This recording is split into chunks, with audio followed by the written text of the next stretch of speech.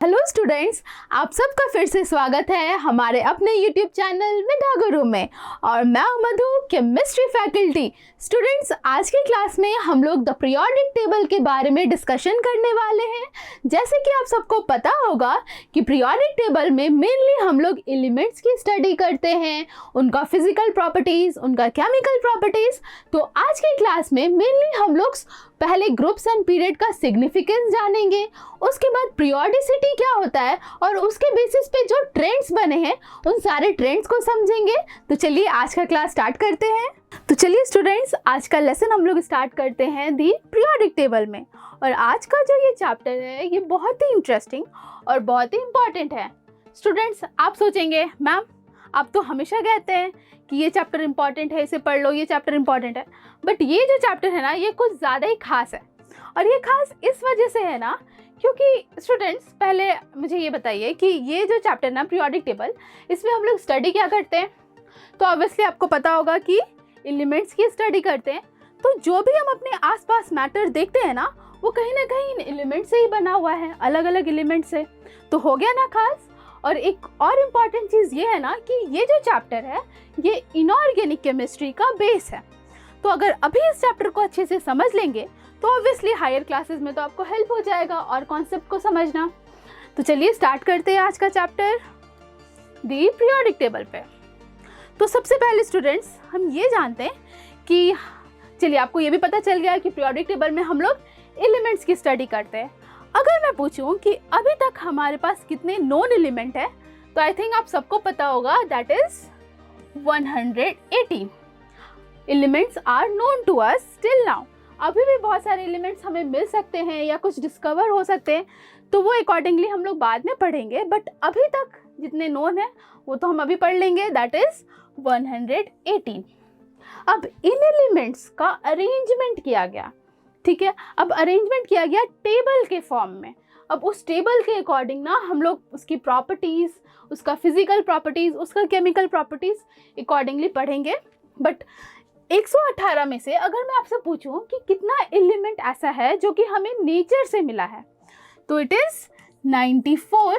और रेस्ट हमने प्रिपेयर किया है, इसका डिस्कवरी किया है एलिमेंट्स का। तो ये हो गए 118 एलिमेंट्स जो अभी तक हमें नोन है। अब हम लोग आगे बढ़ते हैं।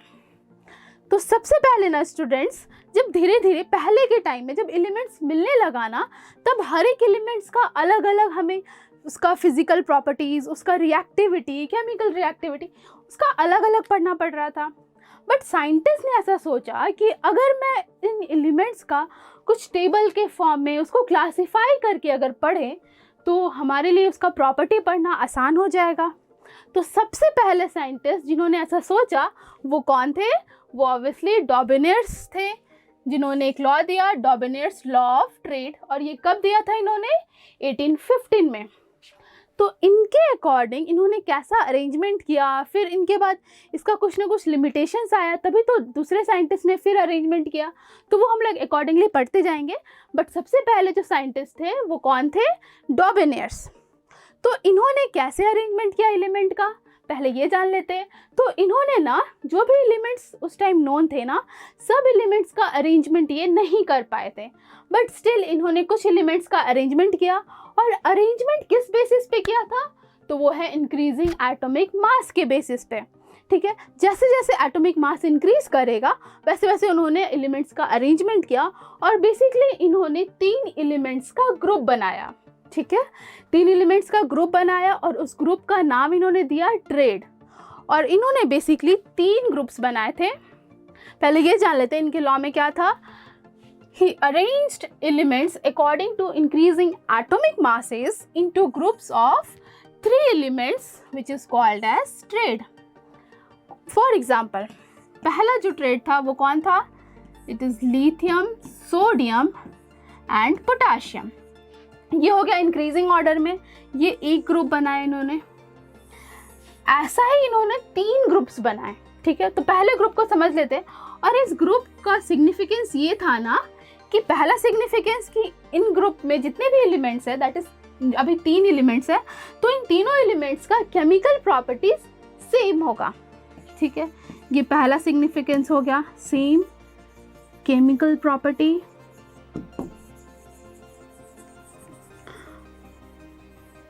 और दूसरा सिग्निफिकेंस ये था ना कि जो भी मिडिल वाला जो भी एलिमेंट होगा ना, इसका जो मास होगा वो पहले और तीसरे का मीन होगा। ठीक है, मास क्या होगा? मीन होगा। तो जैसे कि लिथियम है, तो लिथियम का मास कितना होता है? 7। अब बात करें पोटेशियम का, तो वो 39 होता है। तो मीन हम लोग कैसे निकालेंगे? प्लस करेंगे डिवाइडेड बाई 2 ऑब्वियसली। तो कितना हो जाएगा? 46 डिवाइडेड बाई 2 दैट इज 23। और सोडियम का मास भी कितना होता है? 23 ही होता है। तो इस तरह से इन्होंने ट्रेड्स दिया। अब हम लोग देख लेते हैं। तो ये 3 ट्रेड इन्होंने दिया था। अब इनकी लिमिटेशंस क्या थी? तो ये साइंटिस्ट जो थे ये सिर्फ प्रिडिक्ट कर पाए 3 ट्रेड, कुड ओनली प्रिडिक्ट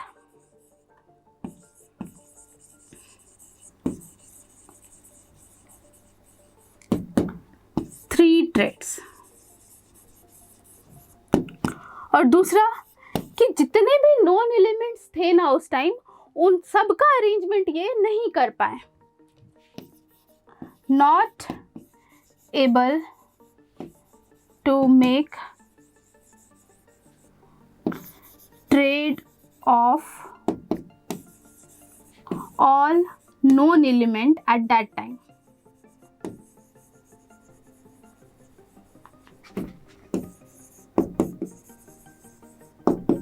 ये हो गया इनका लिमिटेशन।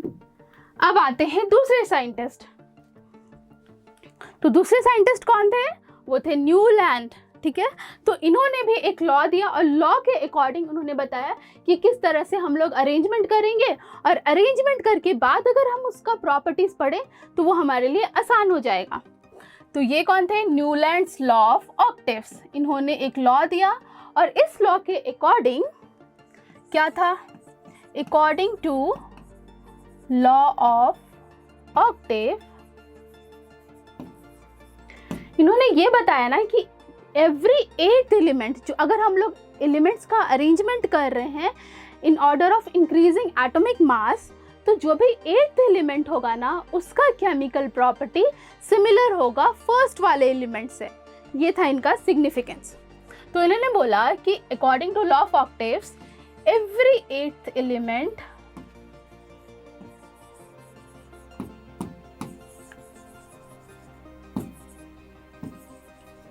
will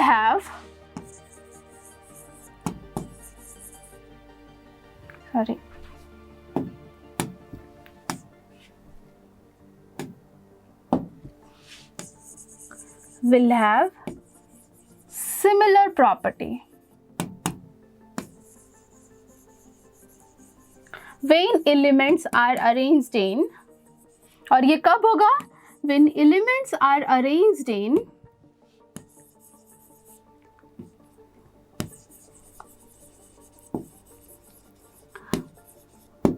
increasing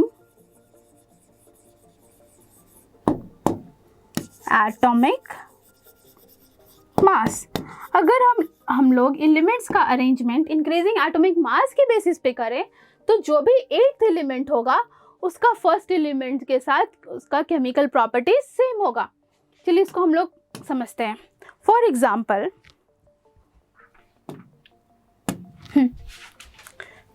हाइड्रोजन, देखिए उस टाइम तो नोबल गैसेस नोन नहीं थी तो उसको हम लोग ओमिट कर देते हैं। Hydrogen, lithium, beryllium, boron, carbon, nitrogen, oxygen.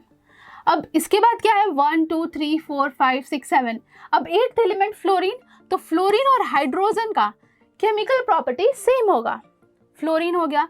उसके बाद sodium, magnesium, aluminium, silicon, phosphorus, sulphur. उसके बाद क्लोरीन, मैग्नीशियम, उसके बाद मैग्नीशियम नहीं होगा यहाँ पे, पोटाशियम होगा, पोटाशियम, कैल्शियम। तो इस तरह से इन्होंने अरेंजमेंट किया। तो देखिए फॉर एग्जांपल हम लोग बेरिलियम से स्टार्ट करते हैं, तो इसका जो भी 8th एलिमेंट होगा ना उसका इसके साथ केमिकल प्रॉपर्टी सेम होगा। तो चलिए ऐड करते हैं 1 2 3 4 5 6 7 8, मतलब इसका 8th एलिमेंट कौन है, मैग्नीशियम है। तो इसके साथ इसका केमिकल प्रॉपर्टीज सेम होगा। किसने बताया, न्यूलैंड्स लॉ ऑफ ऑक्टेव के अकॉर्डिंग। और उन्होंने ना, इनका सिग्निफिकेंस ये भी था कि उस टाइम जितने भी नोन एलिमेंट्स थे, दैट इज 56, इन सबको इन्होंने अरेंज कर दिया इस टेबल के फॉर्म में। इस तरह से इन्होंने अरेंजमेंट किया।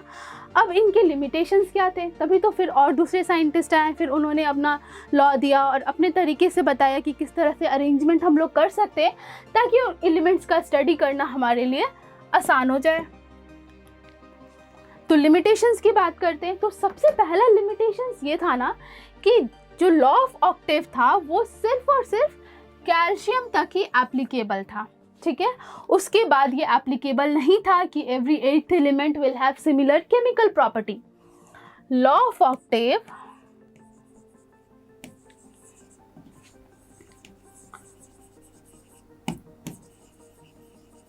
was only applicable up to calcium, ठीक है। ये इनका लिमिटेशन हो गया। और क्या क्या लिमिटेशंस था इनके अकॉर्डिंग ना, इन्होंने बोला कि सिर्फ और सिर्फ 56 एलिमेंट है और इसके अलावा और कोई एलिमेंट्स डिस्कवर नहीं हो सकता या हमें नहीं मिल सकता। तो ही बिलीव दैट, बट ऐसा तो है नहीं। अभी तक हमारे पास 118 एलिमेंट्स हमें अभी तक नोन है ना, और भी मिल सकते हैं। तो हम ये कहना तो बिल्कुल गलत हो जाएगा कि 56 ही एलिमेंट है। तो according to him only 56 element exist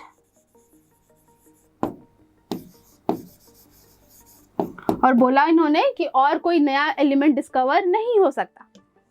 तो ये हो गया इनका लिमिटेशन। अब आते हैं नेक्स्ट।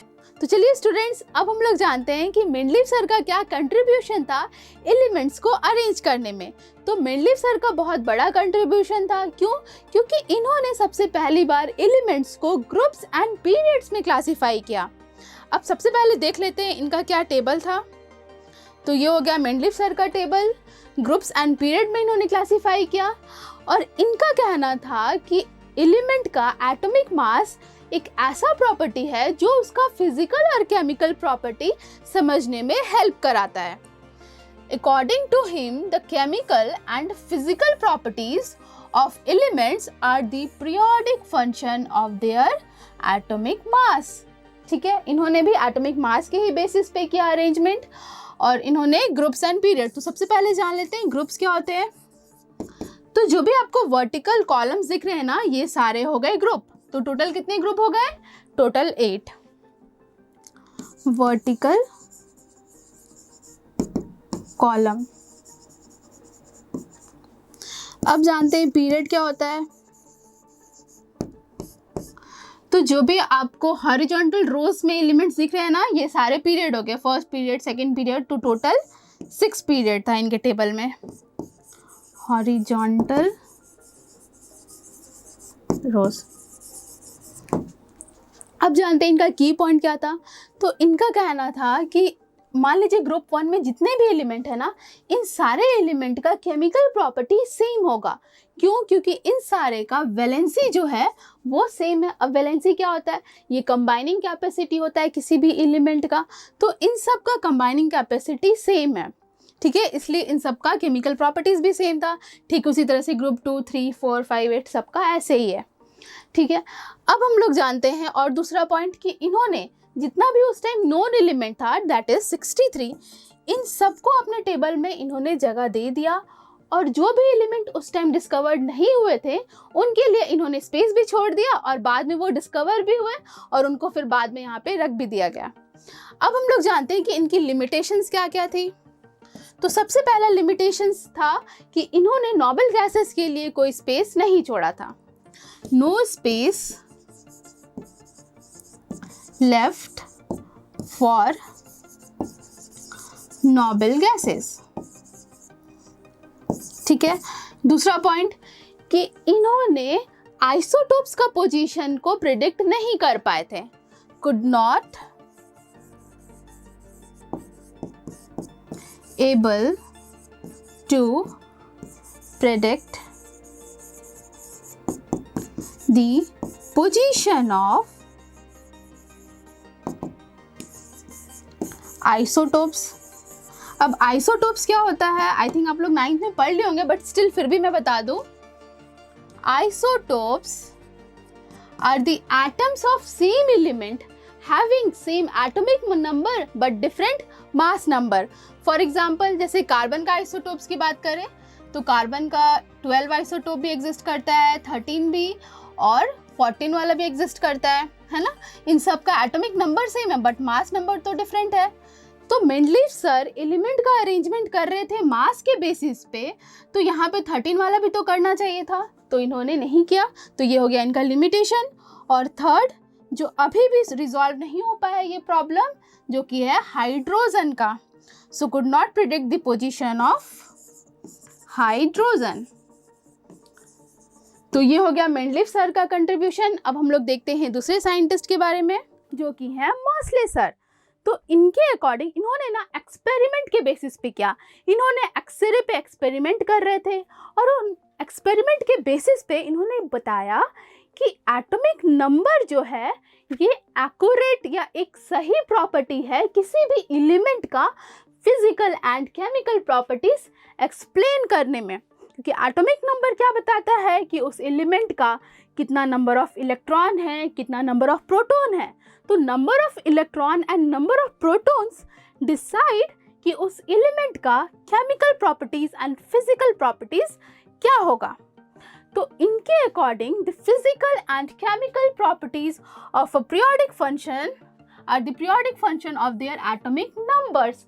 मतलब अगर हम एलिमेंट्स को अरेंज करेंगे in increasing order of atomic number, तब हमें पता चलेगा उस एलिमेंट का फिजिकल एंड केमिकल प्रॉपर्टीज, और उनकी स्टडी करना हमारे लिए आसान हो जाएगा। ठीक है, तो ये टेबल तो आपने पहले भी दिखा था, बस यही है मॉडर्न पीरियोडिक टेबल। और इनमें कंट्रीब्यूशन ना नील बोर सर का भी है, तो इन दोनों का है कंट्रीब्यूशन। तो ये हो गया मॉडर्न पीरियोडिक टेबल, और जो कि हम लोग अभी भी पढ़ रहे हैं। बट क्या है इसका लिमिटेशंस जो अभी भी फुलफिल नहीं हो पाया है? हाइड्रोजन का पोजीशन। क्यों ऐसा? क्योंकि हाइड्रोजन के पास टेंडेंसी होता है इलेक्ट्रॉन को लूज करने का भी और इलेक्ट्रॉन को एक्सेप्ट करने का भी। ठीक है, अब डिटेल्स में तो हम लोग आगे देखेंगे, बट अभी तक हमने एलिमेंट्स का अरेंजमेंट समझ लिया ना। अब आते हैं नेक्स्ट टॉपिक। तो स्टूडेंट्स अभी तक हम लोग ये जान लिए कि एलिमेंट्स का किस तरह से अरेंजमेंट किया गया है लॉन्ग फॉर्म या फिर मॉडर्न पीरियोडिक टेबल में। अब आपको ये भी पता है कि एलिमेंट्स का अरेंजमेंट ग्रुप्स एंड पीरियड के फॉर्म में किया गया है। तो अभी ये जानते हैं कि पीरियड्स एंड ग्रुप का क्या सिग्निफिकेंस है, उसके बाद हम लोग आगे बढ़ेंगे। तो सबसे पहले बात करते हैं पीरियड्स का। ठीक है, तो आपको पता है टोटल 7 पीरियड्स है मॉडर्न पीरियोडिक टेबल में। तो ये हो गया फर्स्ट, सेकेंड, थर्ड, फोर्थ, उसी तरह से 7 तक। तो फर्स्ट पीरियड में कितने एलिमेंट है? तो 2 एलिमेंट है, हाइड्रोजन और हीलियम। अब सेकेंड पीरियड में तो कितने हो गए टोटल? यहाँ पे 2 और इधर 6, तो टोटल 8 एलिमेंट हो गए। अब थर्ड पीरियड की बात करें तो यहाँ पे भी टोटल 8 हो जाएंगे, यहाँ पे भी 2 और इधर 6। अब बात करें फोर्थ पीरियड की, तो यहाँ पे आ जाता है डी ब्लॉक एलिमेंट। अब डी ब्लॉक एलिमेंट क्या है? तो सबसे पहले जानते हैं ना, ये जो मॉडर्न पीरियोडिक टेबल है ना, इनको 4 ब्लॉक्स में डिवाइड किया गया है। सबसे पहला ब्लॉक, इसको बोलते हैं एस ब्लॉक एलिमेंट, जो कि ग्रुप 1 एंड 2 को बोलते हैं। ठीक है, अब ग्रुप 13 से लेके 18 को बोलते हैं पी ब्लॉक एलिमेंट। अब यहाँ से 3 से लेके 12 तक यहाँ पे कौन होते हैं? इसे बोलते हैं डी ब्लॉक एलिमेंट।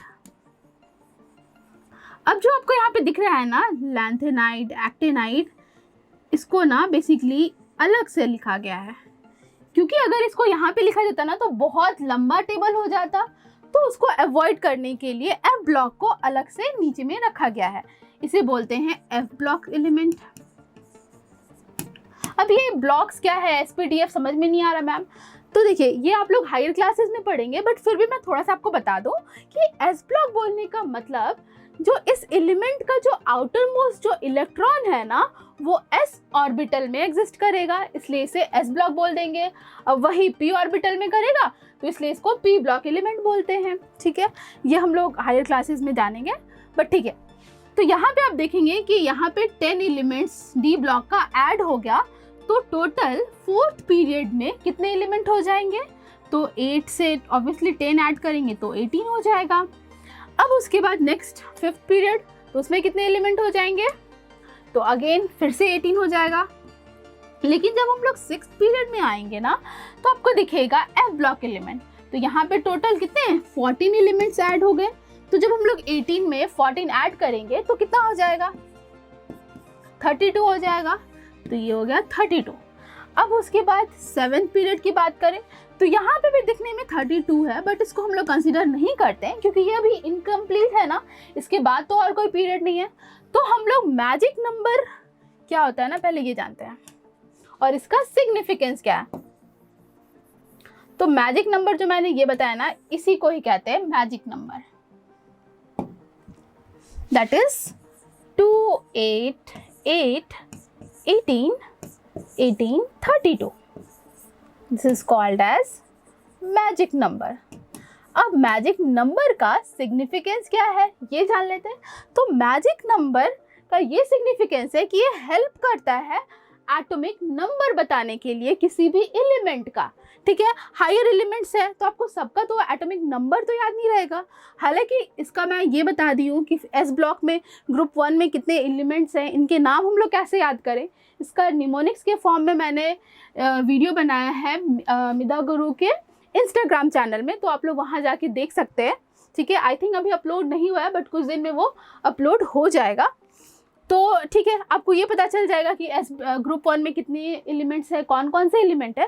अब उन एलिमेंट्स का एटॉमिक नंबर क्या है, क्योंकि एटॉमिक नंबर से ही हमको पता चलता है उस एलिमेंट का क्या प्रॉपर्टी होगा, उसका फिजिकल प्रॉपर्टी, उसका केमिकल प्रॉपर्टीज, है ना।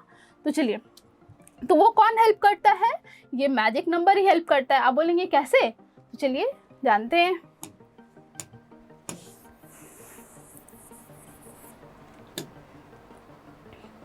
सिंपली आपको बस ऐड करते जाना है। तो सबसे पहले यहाँ से यहाँ हाइड्रोजन से हीलियम में किसको ऐड करेंगे? 2 को ऐड करेंगे।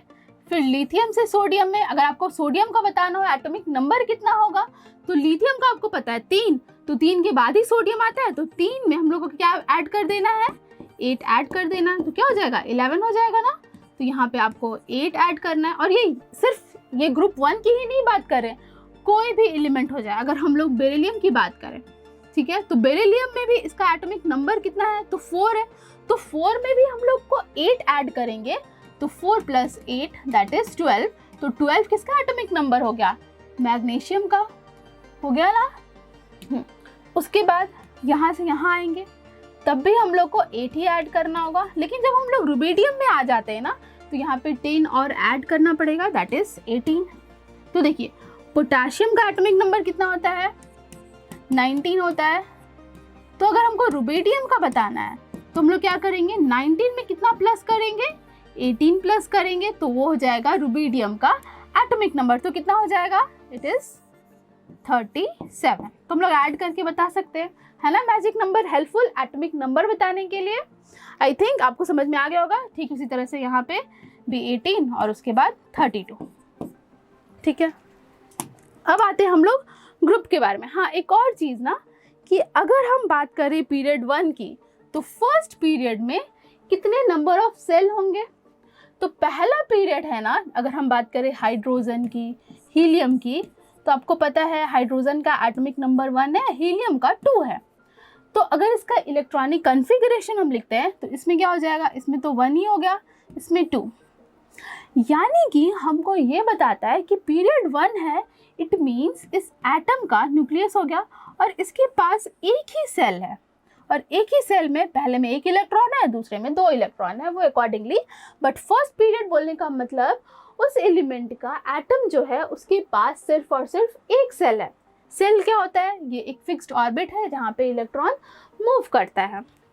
अब बात करें सेकेंड पीरियड की, तो सेकेंड पीरियड में लेट्स सपोज एग्जांपल हम लोग बेरिलियम का लेते हैं। इसका एटॉमिक नंबर कितना है? 4 है, तो यानी कि 2,2। तो यहाँ पे नंबर ऑफ सेल कितने हो गए? 2। तो अगर सेकेंड पीरियड की बात करें तो number of shell will be 2, अगर थर्ड पीरियड की नंबर ऑफ सेल 3, फिर फोर्थ में 4, उसी तरह से अकॉर्डिंगली हम लोग करते जाएंगे।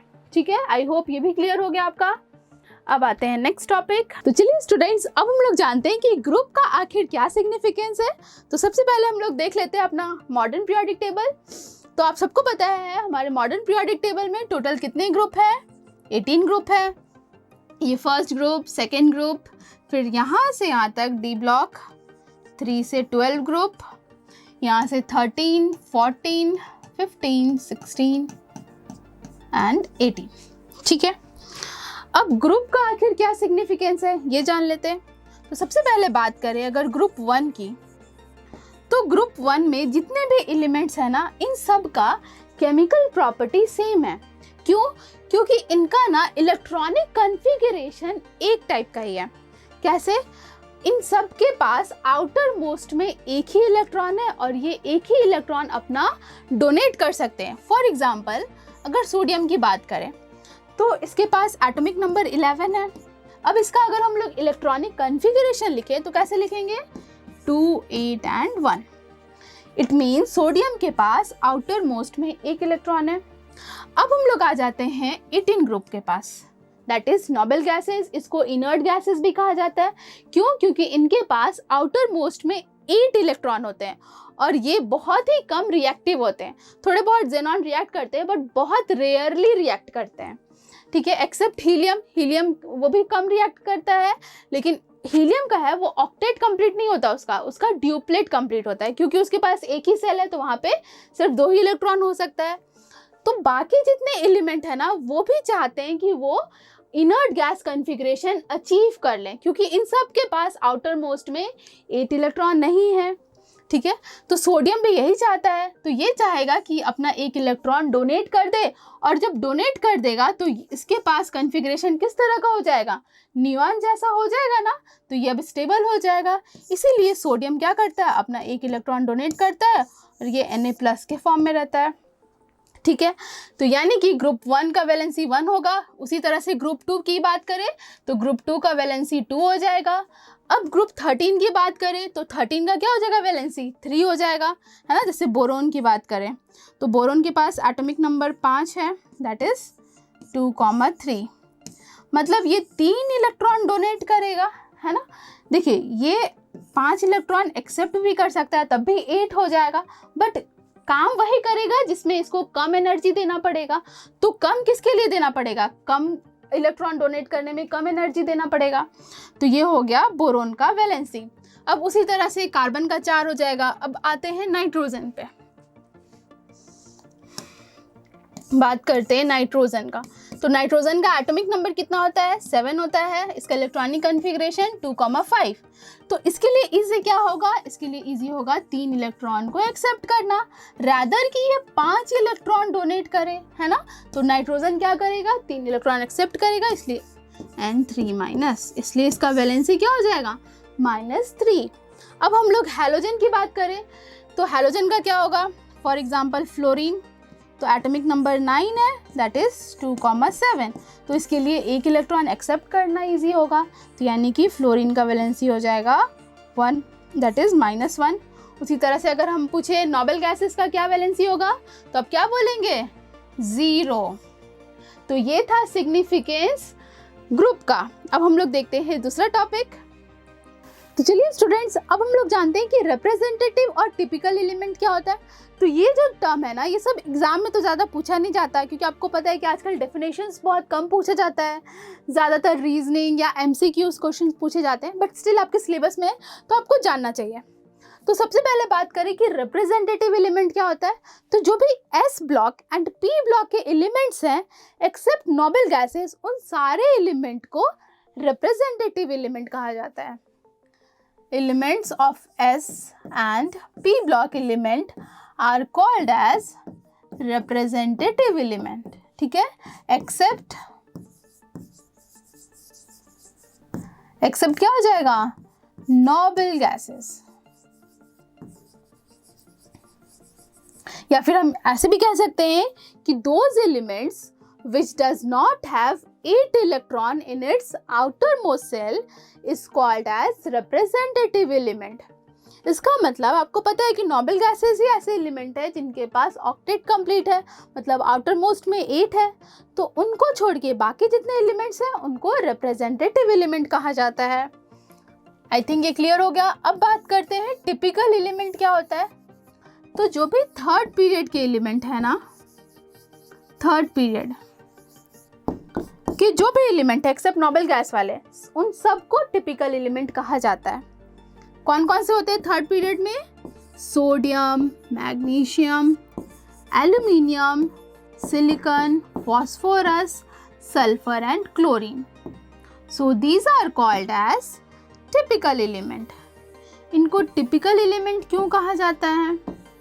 ये इसीलिए कहा जाता है क्योंकि ये डिसाइड करते हैं कि जो भी ग्रुप को ये बिलोंग कर रहे हैं उनका केमिकल प्रॉपर्टीज क्या होगा।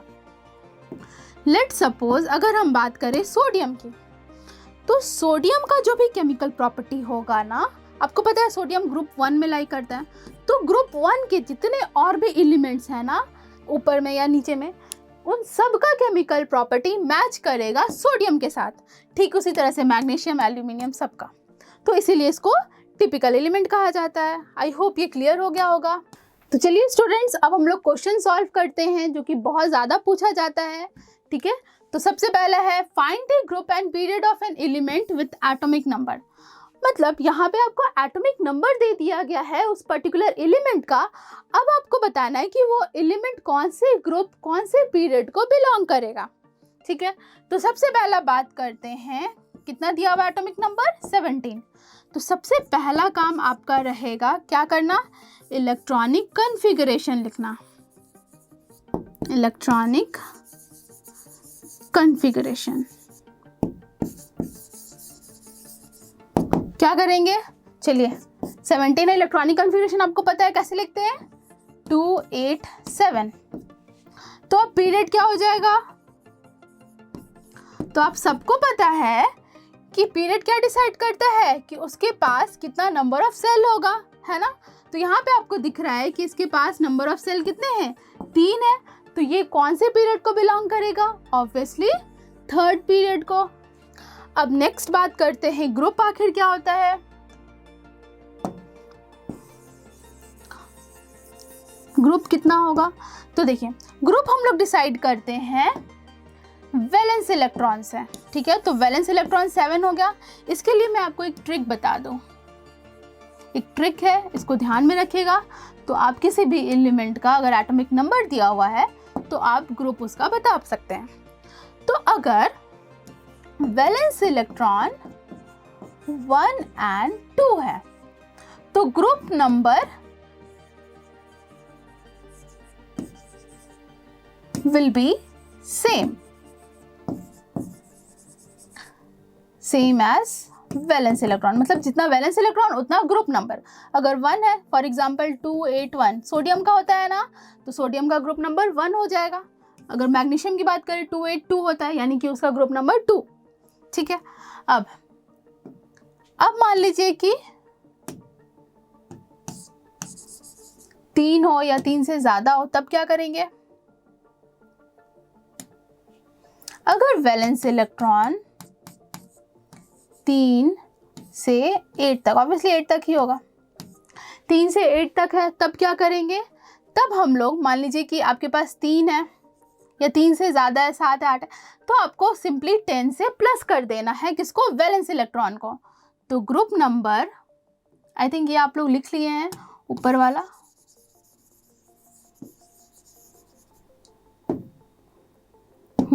तो आप लिखेंगे group number is equal to valence electron plus 10, मतलब 10 से आपको बस ऐड कर देना है।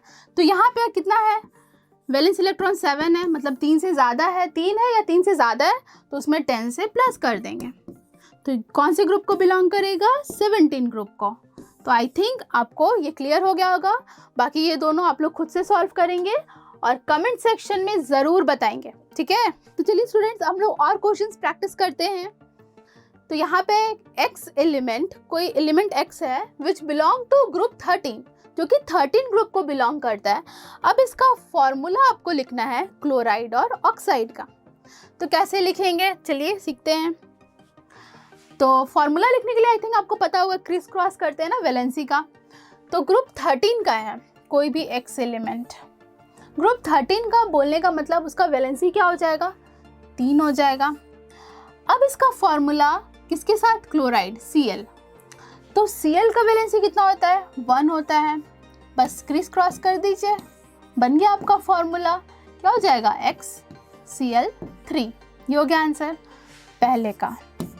अब दूसरा ऑक्साइड के साथ, तो X और ऑक्सीजन, आपको पता है ऑक्सीजन का वैलेंसी -2 और इसका 3, तो फिर से क्रिस क्रॉस करिए, क्या हो जाएगा फॉर्मूला, X2O3। आई थिंक ये क्लियर हो गया। अब हम लोग दूसरा क्वेश्चन प्रैक्टिस करते हैं। Name 2 element that you expect to show chemical property similar to calcium. ठीक है, आपको 2 एलिमेंट का नाम देना है जिसका केमिकल प्रॉपर्टी सेम हो जाएगा कैल्शियम से। तो आपको पता है कैल्शियम किसको बिलोंग करता है, आपको पता है ग्रुप 2 को बिलोंग करता है। तो ग्रुप 2 में आप कोई 2 एलिमेंट का नाम ले लीजिए, क्योंकि उस ग्रुप 2 में बाकी जितने भी एलिमेंट हैं उन सबका केमिकल प्रॉपर्टी कैल्शियम से तो सेम ही होगा। तो चलिए कौन कौन से लिख लेंगे, बेरिलियम हो जाएगा या फिर मैग्नीशियम हो जाएगा, है ना। तो ये हो गया इसका आंसर। इस तरह का भी क्वेश्चन पूछा जाता है, आप लोग ध्यान में रखिएगा। नेक्स्ट क्वेश्चन है, answer the following in respect of sulphur. Sulphur का सबसे पहला काम आपको करना है, इसका इलेक्ट्रॉनिक कॉन्फ़िगरेशन लिखना है। ठीक है, तो आपको पता होना चाहिए यहाँ पे एटॉमिक नंबर सल्फर का कितना होता है, 16 होता है। तो चलिए 2, 8 एंड 6 पहला हो गया। To which group and period does it belongs. अब आपको बताना है कि सल्फर जो है वो कौन से ग्रुप एंड पीरियड को बिलोंग करेगा। तो चलिए इसको भी सीख लेते हैं। इसके लिए एक छोटा सा ट्रिक है जो आप जान लीजिए। तो सबसे पहला बात करते हैं पीरियड की। ठीक है, तो पीरियड क्या बताता है, आपको मैंने पहले भी बताया है कि पीरियड बताता है कि उस एटम में कितना नंबर ऑफ सेल होगा। ठीक है, तो आपको यहाँ पे दिख रहा है कि सल्फर के पास 3 सेल है, यानी कि ये कौन से पीरियड को बिलोंग करेगा, ऑब्वियसली 3rd पीरियड को, है ना। ये हो गया पीरियड, मतलब पीरियड इज इक्वल टू, आप लिख सकते हैं ना, period is equal to number of shell. ठीक है, अब बात करते हैं ग्रुप की।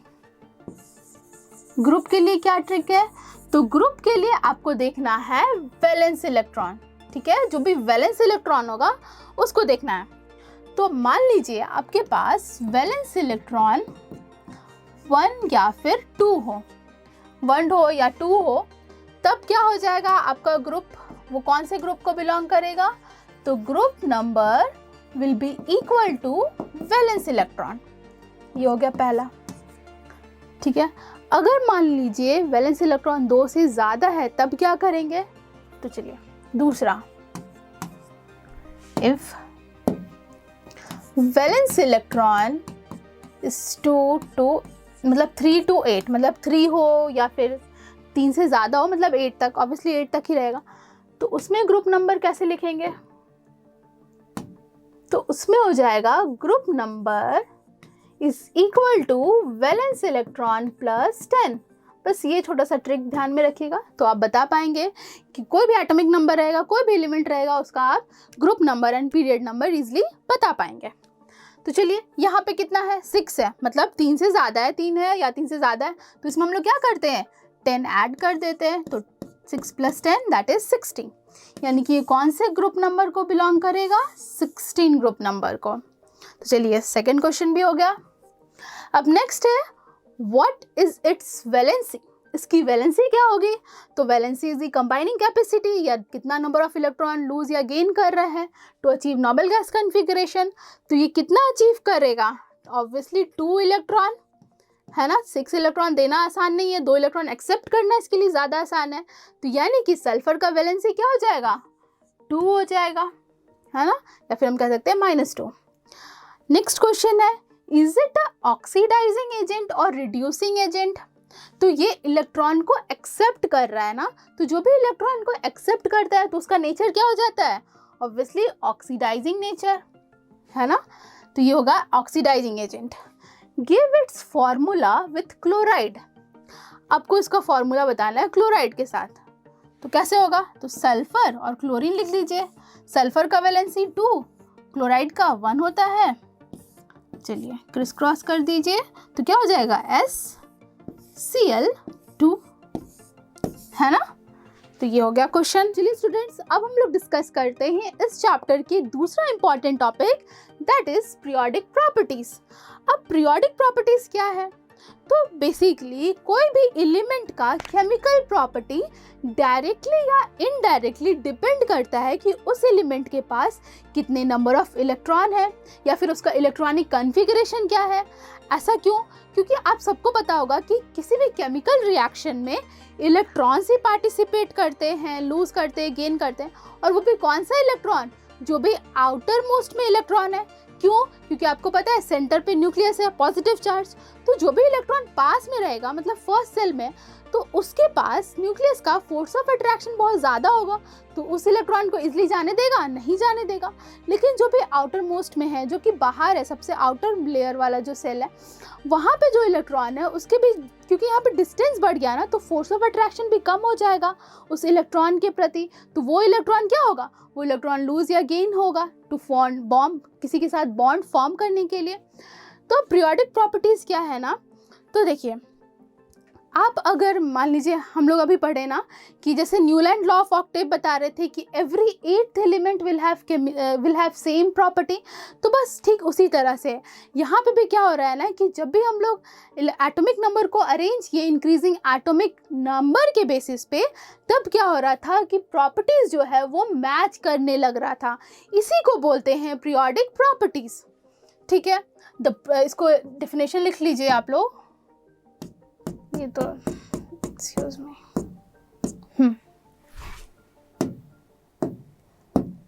हाँ, पीरियोडिक प्रॉपर्टीज क्या होता है? The properties that reappears at regular interval। ठीक है, अब नेक्स्ट है कि इसका कॉज क्या है।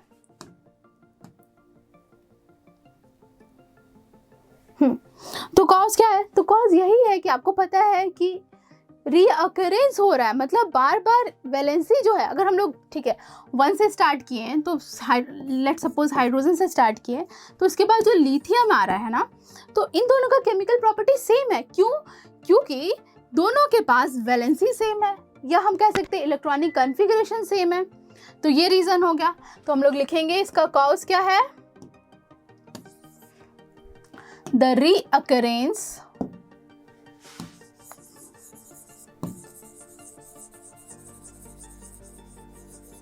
of similar electronic configuration। ठीक है, आई होप ये भी क्लियर हो गया होगा आपका। अब आते हैं नेक्स्ट। अब हम लोग ट्रेंड्स जानते हैं हर किसी का, तो सबसे पहले बात करते हैं वैलेंसी की। तो वैलेंसी क्या होता है? मैंने पहले भी एक्सप्लेन कर दिया आपको। क्या होता है? It is the number of electron that an atom can lose or gain during any chemical reaction.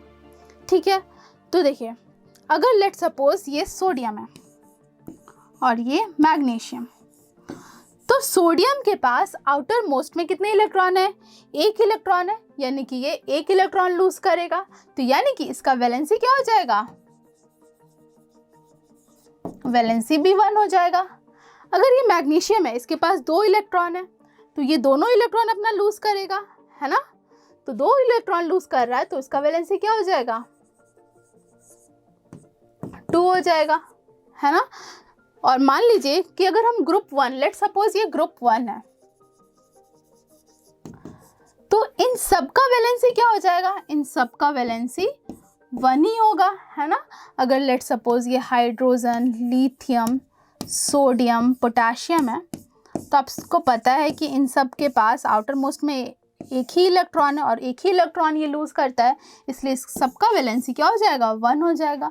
हालांकि हम लोग टॉप टू बॉटम जाते हैं तो एटॉमिक साइज जो है वो इंक्रीज कर जाता है, लेकिन जो वैलेंसी है वो सेम रहेगा, ठीक है। तो आपको पता है कि अगर हम लोग ग्रुप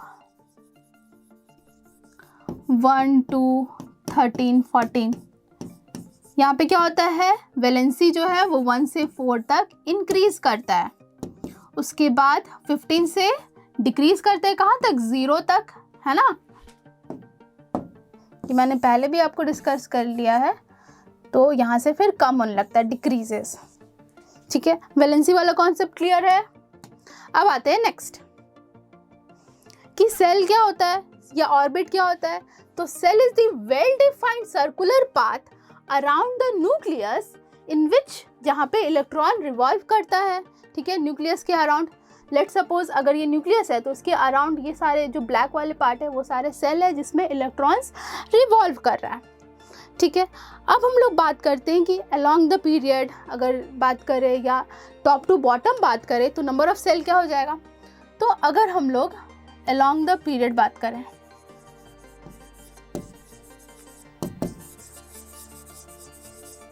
अलोंग द पीरियड को हम लोग लेफ्ट टू राइट भी बोल सकते हैं पीरियोडिक टेबल में, तो वहाँ पे नंबर ऑफ सेल क्या होगा? नंबर ऑफ सेल वहाँ पे फिक्स्ड होंगे। एग्जाम्पल हाइड्रोजन, हीलियम, ठीक है। सेल क्या होता है? वो बताता है कि वो कौन से पीरियड को बिलोंग कर रहा है, ये भी बताता है। तो दोनों के पास एक और ये इसके पास 2 है, तो इसके पास 1 सेल, इसके पास 2 सेल हो जाएगा। अगर सेकंड पीरियड की बात करें तो उसमें कौन कौन आएंगे? लिथियम, है ना, लिथियम आ गया। उसके बाद क्या आ जाएगा? Lithium, beryllium, boron, carbon, nitrogen. तो आप किसी की बात करें, अगर मान लीजिए कि पीरियड 2 है ना, पीरियड 2 में जो भी एलिमेंट बिलोंग करेंगे इन सब का सेल क्या हो जाएगा? इक्वल्स टू 2, मतलब is equal to number of periods, ठीक है। तो आप कुछ भी देख लीजिए, अगर आप बोरोन की ही बात करें तो बोरोन का एटॉमिक नंबर कितना होता है? 5 होता है। तो क्या हो जाएगा? 2,3, यानी कि इसके पास कितने नंबर ऑफ सेल्स हैं? 2 number of shell. Why? Because it belong to second period. I hope ये कॉन्सेप्ट भी क्लियर हो गया होगा। और अगर हम बात करें top to bottom,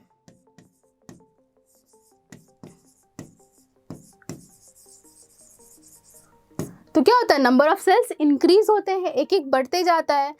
hydrogen, lithium, sodium, potassium, इसके पास नंबर ऑफ सेल 1 है, इसके पास 2 है, तो इसके पास 3 है, इसके पास 4 है।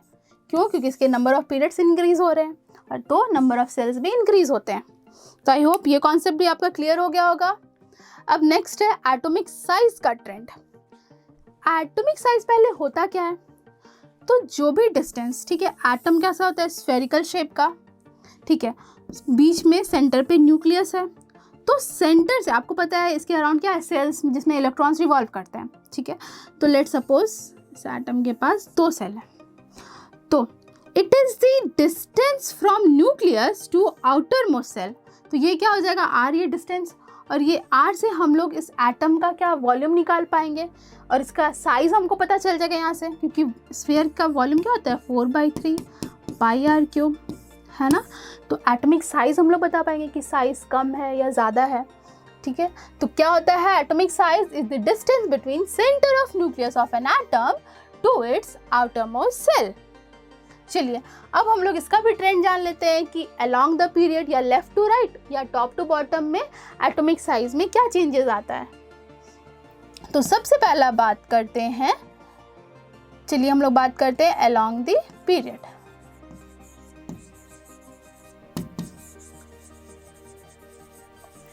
और we can say left to right, ठीक है। तो चलिए इसके लिए ना सबसे पहले एग्जाम्पल लिख लेते हैं। लिथियम सेकेंड थर्ड पीरियड का लिखते हैं, beryllium, boron, carbon, nitrogen, oxygen, fluorine and neon. ठीक है, अब एटॉमिक साइज, तो सबसे पहले हम लोग जानते हैं इसका इलेक्ट्रॉनिक कन्फिग्रेशन लिख लेंगे। तो आपको सबका पता है इस सबका एटॉमिक नंबर क्या है, क्योंकि आपको पता है ना एटॉमिक नंबर ही डिसाइड करता है सबका केमिकल प्रॉपर्टी, कुछ भी प्रॉपर्टी एटॉमिक नंबर ही डिसाइड करता है। ठीक है, तो चलिए specially chemical property, physical property depend करता है उसके मास से भी। ठीक है, वो डिफरेंट थिंग है। अब इसका एटॉमिक नंबर 3, 4, 5, 6, 7, 8, 9, 10। अब सबका लिख लीजिए इलेक्ट्रॉनिक कन्फिगरेशन।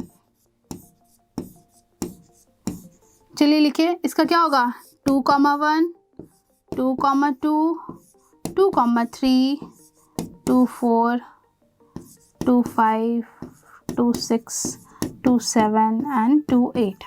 ठीक है, मतलब इन सब का नंबर ऑफ सेल सेम है। कितना है? 2 है।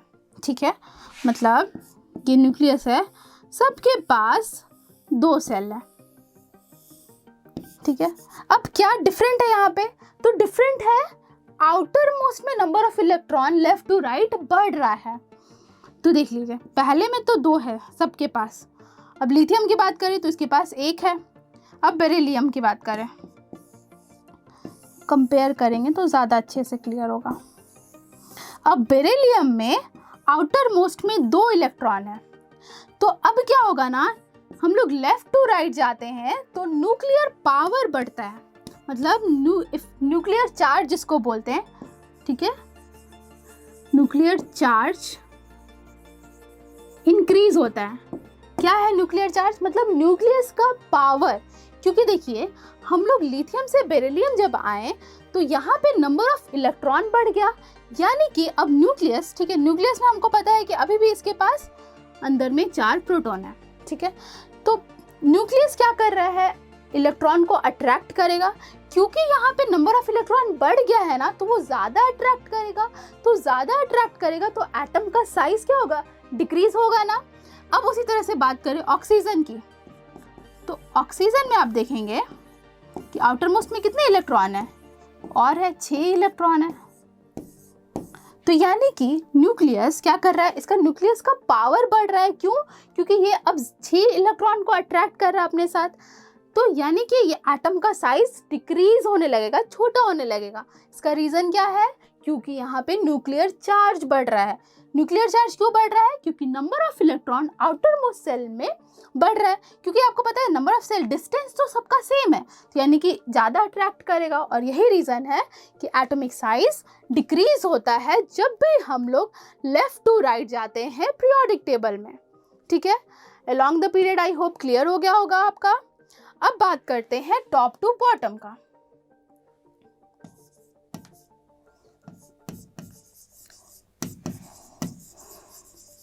तो टॉप टू बॉटम में क्या होगा? तो इसके लिए भी एग्जाम्पल पहले लिख लेते हैं। चलिए ग्रुप 1 को ही लिखते हैं। Hydrogen, lithium, sodium, potassium, rubidium और सीजियम, फ्रांशियम। ठीक है, अब हम लोग जानते हैं। अब चलिए इसके लिए भी हम लोग को क्या लिखना होगा? सबका एटॉमिक नंबर और इलेक्ट्रॉनिक कन्फिगरेशन। तो एटॉमिक नंबर 1 क्या करना था? 2 से प्लस करना था, यहाँ पे काम आएगा ना। तो 2 से प्लस करेंगे यानी 3। उसके बाद कितना प्लस करना था? 8, यानी कि 11 हो जाएगा। इसमें भी 8, यानी कि ये हो जाएगा 19। अब कितना ऐड करना था? 18, दैट इज़ 37। इसके बाद भी कितना? 18 ही ऐड करना है। तो 37 में 18 ऐड कीजिए तो कितना हो जाएगा? 5, दैट इज़ 55। अब इसके बाद कितना ऐड करना था? 32, तो कितना हो जाएगा? 7 और 8, दैट इज़ 87। ठीक है, अब इन सब का हमको लिखना है इलेक्ट्रॉनिक कन्फिगरेशन। चलिए लिखते हैं। सबसे पहला 1 ही हो जाएगा। 2,1, 2, 8, 1, यहाँ पे 2, 8, 8, 1, इसके बाद 2, 8, 8, 8 1, इसके बाद 2 8, इस तरह से बढ़ते जा रहा है ना। तो आपको यहाँ से क्या दिख रहा है कि नंबर ऑफ सेल्स यहाँ पे बढ़ रहा है जब भी हम लोग टॉप टू बॉटम आएंगे, ठीक है। तब क्या हो रहा है ना, देखिए अगर हम बात करें लिथियम और सोडियम के, कंपेयर करके पढ़ते हैं। लिथियम है तो ये मान लीजिए कि इसका न्यूक्लियस है और इसके अराउंड इसके पास 2 सेल है, पहले में 2 इलेक्ट्रॉन और लास्ट में 1। अब बात करें सोडियम की, ये न्यूक्लियस है, 1 सेल, 2 सेल और 3 सेल, इसके पास 8।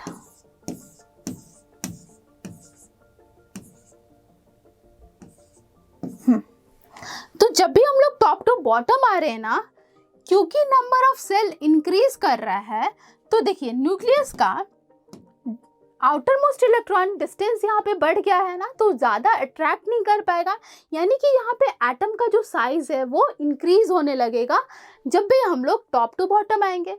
क्यों? क्योंकि नंबर ऑफ सेल इंक्रीज हो रहा है। आई होप ये भी क्लियर हो गया होगा आपका। तो जैसे कि हम लोग टॉप टू बॉटम आएंगे तो एटॉमिक साइज इंक्रीजेस, ठीक है। और ये हो गया क्या, top to bottom, sorry top to bottom हो गया, और दूसरा left to right. Left to right का क्या होता है, atomic size decreases. I hope ये भी क्लियर हो गया होगा। अब नेक्स्ट है पीरियोडिक प्रॉपर्टीज, किसका, आयोनाइजेशन एंथैल्पी। अब आयोनाइजेशन एंथैल्पी क्या होता है, तो ये होता है कितना नंबर ऑफ, मतलब कितना अमाउंट हमको एनर्जी देना पड़ रहा है किसी भी एटम में, ताकि वो एटम अपना आउटर मोस्ट इलेक्ट्रॉन को लूज कर पाए, ठीक है। किसी भी एटम में हमको कितना एनर्जी देना पड़ रहा है, it is the amount of energy required to remove loosely bonded electron from an isolated gaseous state. अब आइसोलेटेड क्यों, आइसोलेटेड मतलब जो भी एटम अकेला है, ठीक है, क्योंकि अगर साथ में होगा तो वहां से इलेक्ट्रॉन निकालना मुश्किल होगा, है ना। तो जो भी एटम अकेला, और अकेला कब होगा, गैसियस स्टेट में ही, क्योंकि आपको पता है सॉलिड स्टेट में एटम्स जो भी होते हैं, पार्टिकल्स वो पास में होते हैं, लिक्विड में उससे थोड़ा दूर में, और गैस में एकदम दूर दूर होते हैं। तो आइसोलेटेड स्टेट से इलेक्ट्रॉन को हमको निकालना है, तो इलेक्ट्रॉन को निकालने के लिए कितना एनर्जी देना पड़ रहा है, it is the ionisation enthalpy. अब इसका ट्रेंड सीखना है कि अलोंग द पीरियड इसका ट्रेंड क्या होगा, टॉप टू बॉटम इसका ट्रेंड क्या होगा।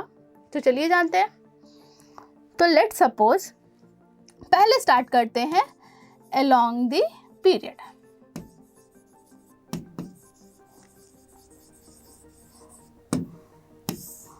तो इसके लिए भी हम लोग फिर से एग्जाम्पल लिख लेते हैं। सेकेंड पीरियड का चलिए लिखते हैं, lithium, beryllium, boron, carbon, nitrogen, oxygen, fluorine and neon, ठीक है। अब सबका हम लोग लिख लेते हैं क्या, एटॉमिक नंबर, दैट इज 3 4 5 6 7 8 9 10। अब फिर से लिखेंगे इन सब का इलेक्ट्रॉनिक कॉन्फ़िगरेशन। चलिए लिखिए, 2 1 2 2 2 3 2 4 2 5 2 6 2 7 2 8। बस यहीं से आपको समझ में आ जाएगा कि क्या होगा इसका ट्रेंड। देखिए यहाँ पे हमको इलेक्ट्रॉन को निकालना है। अगर हम बात करें लिथियम की, तो यानी कि ये न्यूक्लियस हो गया, ये पहला सेल और ये दूसरा सेल। तो दूसरे सेल में 1 इलेक्ट्रॉन है और पहले में 2। अब कंपेयर करें इसका बेरिलियम के साथ ही, तो बेरिलियम में न्यूक्लियस है, 2 ही नंबर ऑफ सेल है, और यहाँ पे इलेक्ट्रॉन 2 है और अंदर में भी 2 है। लेट्स सपोज हम बात करें फ्लोरीन की, ठीक है। तो आपको अभी हमने पता है ना कि हम लोग जैसे लेफ्ट टू राइट आते हैं तो एटम का साइज कम होने लगता है। क्यों? क्योंकि न्यूक्लियर पावर बढ़ता है ना।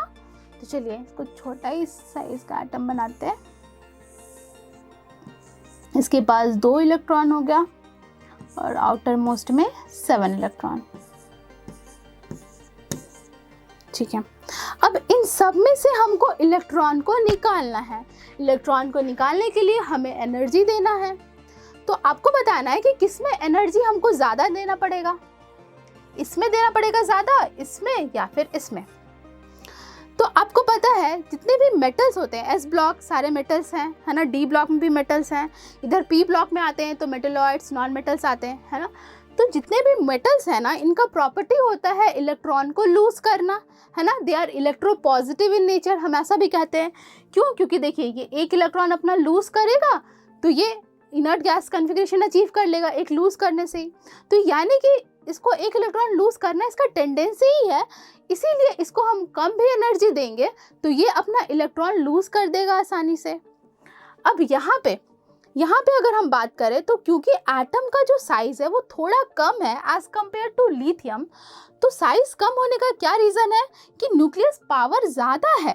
मतलब न्यूक्लियस, अब ये जो प्रोटॉन है यहाँ पे, ये ज़्यादा इलेक्ट्रॉन को अट्रैक्ट करके रखा हुआ है अपने पास। तो यानी कि यहाँ पे हमको एनर्जी थोड़ा ज़्यादा देना पड़ेगा एज कम्पेयर टू लिथियम, ठीक है, न्यूक्लियर पावर के वजह से। अब अगर हम लोग फ्लोरीन में आते हैं तो फ्लोरीन का साइज और भी ज़्यादा छोटा है। और आपको पता है ये सारे कार्बन, नाइट्रोजन, ऑक्सीजन, फ्लोरीन, ये सारे क्या है? नॉन मेटल्स हैं। और नॉन मेटल का क्या टेंडेंसी होता है? इलेक्ट्रॉन को एक्सेप्ट करने का। एक्सेप्ट कार्बन वो तो शेयरिंग करता है, उसकी बात हम लोग बाद में करेंगे। लेकिन बाकी सब क्या है? इलेक्ट्रॉन को एक्सेप्ट करना चाहते हैं। तो इलेक्ट्रॉन एक्सेप्ट करते हैं, इसलिए हम कहते हैं कि non metals are electronegative in nature. क्यों? क्योंकि देखिए फ्लोरीन है, ये एक इलेक्ट्रॉन कहीं से इसको मिल गया, एक्सेप्ट कर लिया, तो ये बन जाएगा easily noble gas configuration achieve कर लेगा, है ना।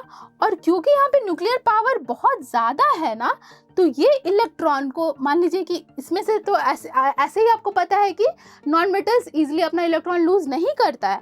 लेकिन अगर फिर भी आप चाहते हैं कि इलेक्ट्रॉन वो लूज करें, उसके लिए हमको बहुत ज़्यादा एनर्जी देना पड़ेगा।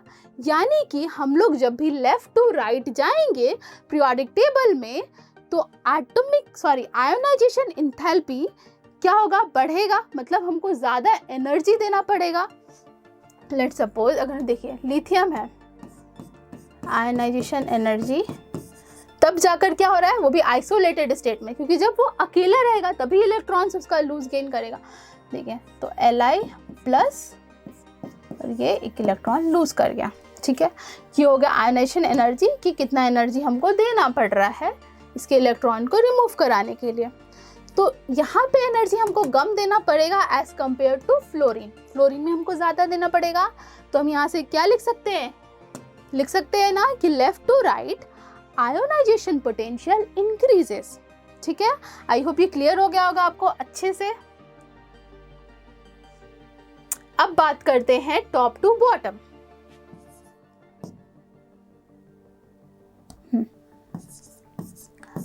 टॉप टू बॉटम, इसको भी हम लोग एग्जाम्पल से समझते हैं। ग्रुप 1 ही ले लेते हैं। हाइड्रोजन, लिथियम, सोडियम, पोटाशियम, पीडियम और सीजियम। फ्रेंशियम छोड़ देते हैं, ये रेडियो एक्टिव एलिमेंट है, ठीक है। चलिए फिर से हमको क्या करना है? इलेक्ट्रॉनिक कॉन्फ़िगरेशन लिखिए। आपका ट्रेंड आपको ऐसे ही समझ में आ जाएगा, सारा ट्रेंड। चलिए हाइड्रोजन का 1, लिथियम का 2,1, 2, 8, 1, 2, 8, 8, 1। चलिए इतना काफ़ी है, इतने में ही समझ लेते हैं। अगर हम लोग कंपेयर करते हैं लिथियम और पोटाशियम का, ठीक है, लिथियम एंड पोटाशियम का, चलिए बनाते हैं। ये न्यूक्लियस हो गया, पहला और दूसरा सेल। पहला सेल में 2, लास्ट में 1 इलेक्ट्रॉन। पोटाशियम है, इसके पास कितने पीरियड हो गए? 4 पीरियड्स होते हैं। तो यानी कि ये न्यूक्लियस हो गया 1, 2, 3 और 4। चलिए पहले में 2 इलेक्ट्रॉन हो गया, 3, 4, इसमें भी 8 हो जाएगा और लास्ट में 1 इलेक्ट्रॉन। ठीक है, तो आपको पता है ये सारे मेटल्स है, ये अपना 1 इलेक्ट्रॉन लूज करेगा। ठीक है, अब मान लीजिए आपको इलेक्ट्रॉन दोनों में लूज कराना है, यानी कि दोनों में हमको आयनाइजेशन एनर्जी देना पड़ेगा, है ना। अब किसमें ज़्यादा देना पड़ेगा और किसमें कम देना पड़ेगा, ये बस हमें बताना है कि इंक्रीज करेगा या डिक्रीज करेगा। तो देखिए आपको एक चीज़ यहाँ से समझ में आ रहा है कि अगर हम लोग टॉप टू बॉटम आते हैं तो एटम का साइज बढ़ता है। क्यों? क्योंकि नंबर ऑफ सेल बढ़ता है ना। इसमें नंबर ऑफ सेल 2 है, पोटेशियम में 4 है। तो क्योंकि नंबर ऑफ सेल बढ़ रहा है तो यहाँ पे न्यूक्लियर पावर कम हो रहा है ना, मतलब न्यूक्लियस का अब पावर इस बाहर वाले इलेक्ट्रॉन पे कम होगा, क्योंकि डिस्टेंस ज़्यादा है तो फोर्स ऑफ अट्रैक्शन कम लगा पाएगा। यहाँ पे डिस्टेंस कम है तो आउटर मोस्ट वाले इलेक्ट्रॉन पे फोर्स ऑफ अट्रैक्शन ज़्यादा लगाएगा, तो यानी ये इजीली इलेक्ट्रॉन को लूज करने नहीं देगा, लेकिन ये जो है वो जल्दी इजीली इलेक्ट्रॉन को लूज कर देगा। तो यानी कि टॉप टू बॉटम हमको कम एनर्जी ही देना पड़ेगा as compare to potassium. Lithium में हमको ज़्यादा एनर्जी देना पड़ रहा है ना। क्यों? क्योंकि यहाँ पे फोर्स ऑफ अट्रैक्शन ज़्यादा है और न्यूक्लियर पावर ज़्यादा है। ठीक है, तो आप लोग ना ट्रेंड का सारा रीज़न 2 बेसिस पे दे सकते हैं, एक एटॉमिक साइज और न्यूक्लियर पावर के बेसिस पे। तो यहाँ पे एनर्जी हमको लेस कम देना पड़ रहा है, यहाँ पे मोर ज़्यादा देना पड़ रहा है। एक और चीज़ आता है ना, अगर लेट सपोज ये 1 इलेक्ट्रॉन अपना लूज कर दिया, अब इसके पास एक सेल में, बाहर वाले सेल में कोई इलेक्ट्रॉन नहीं है। अब आप चाहते हैं कि इसमें से भी 1 इलेक्ट्रॉन हम और रिमूव कराएं, तब हमको और ज़्यादा एनर्जी देना पड़ेगा। इसको बोलते हैं आयनाइजेशन एनर्जी 2। ठीक है, चलिए आपने एनर्जी दिया, इलेक्ट्रॉन, एक और इलेक्ट्रॉन को निकाल दिए। लेकिन अब यहाँ पे एक कॉन्सेप्ट आपको समझना होगा कि ठीक है, 1 इलेक्ट्रॉन पहले हम लोग निकाल दिए, अब जो इलेक्ट्रॉन इसके पास बचा है, कम इलेक्ट्रॉन बचा है पहले से, तो अब न्यूक्लियस का पावर और ज़्यादा हो जाएगा ना, क्योंकि कम इलेक्ट्रॉन है तो ज़्यादा फोर्स ऑफ अट्रैक्शन लगाएगा। तो यहाँ पे एनर्जी हमको ज़्यादा देना पड़ेगा, मतलब हमेशा आयनाइजेशन एनर्जी 2 जो है वो ज़्यादा होगा किससे? आयनाइजेशन एनर्जी 1 से। आई होप ये भी क्लियर हो गया होगा। तो हम लोग लिख सकते हैं ना कंक्लूजन ये लिख सकते हैं कि लेफ्ट टू राइट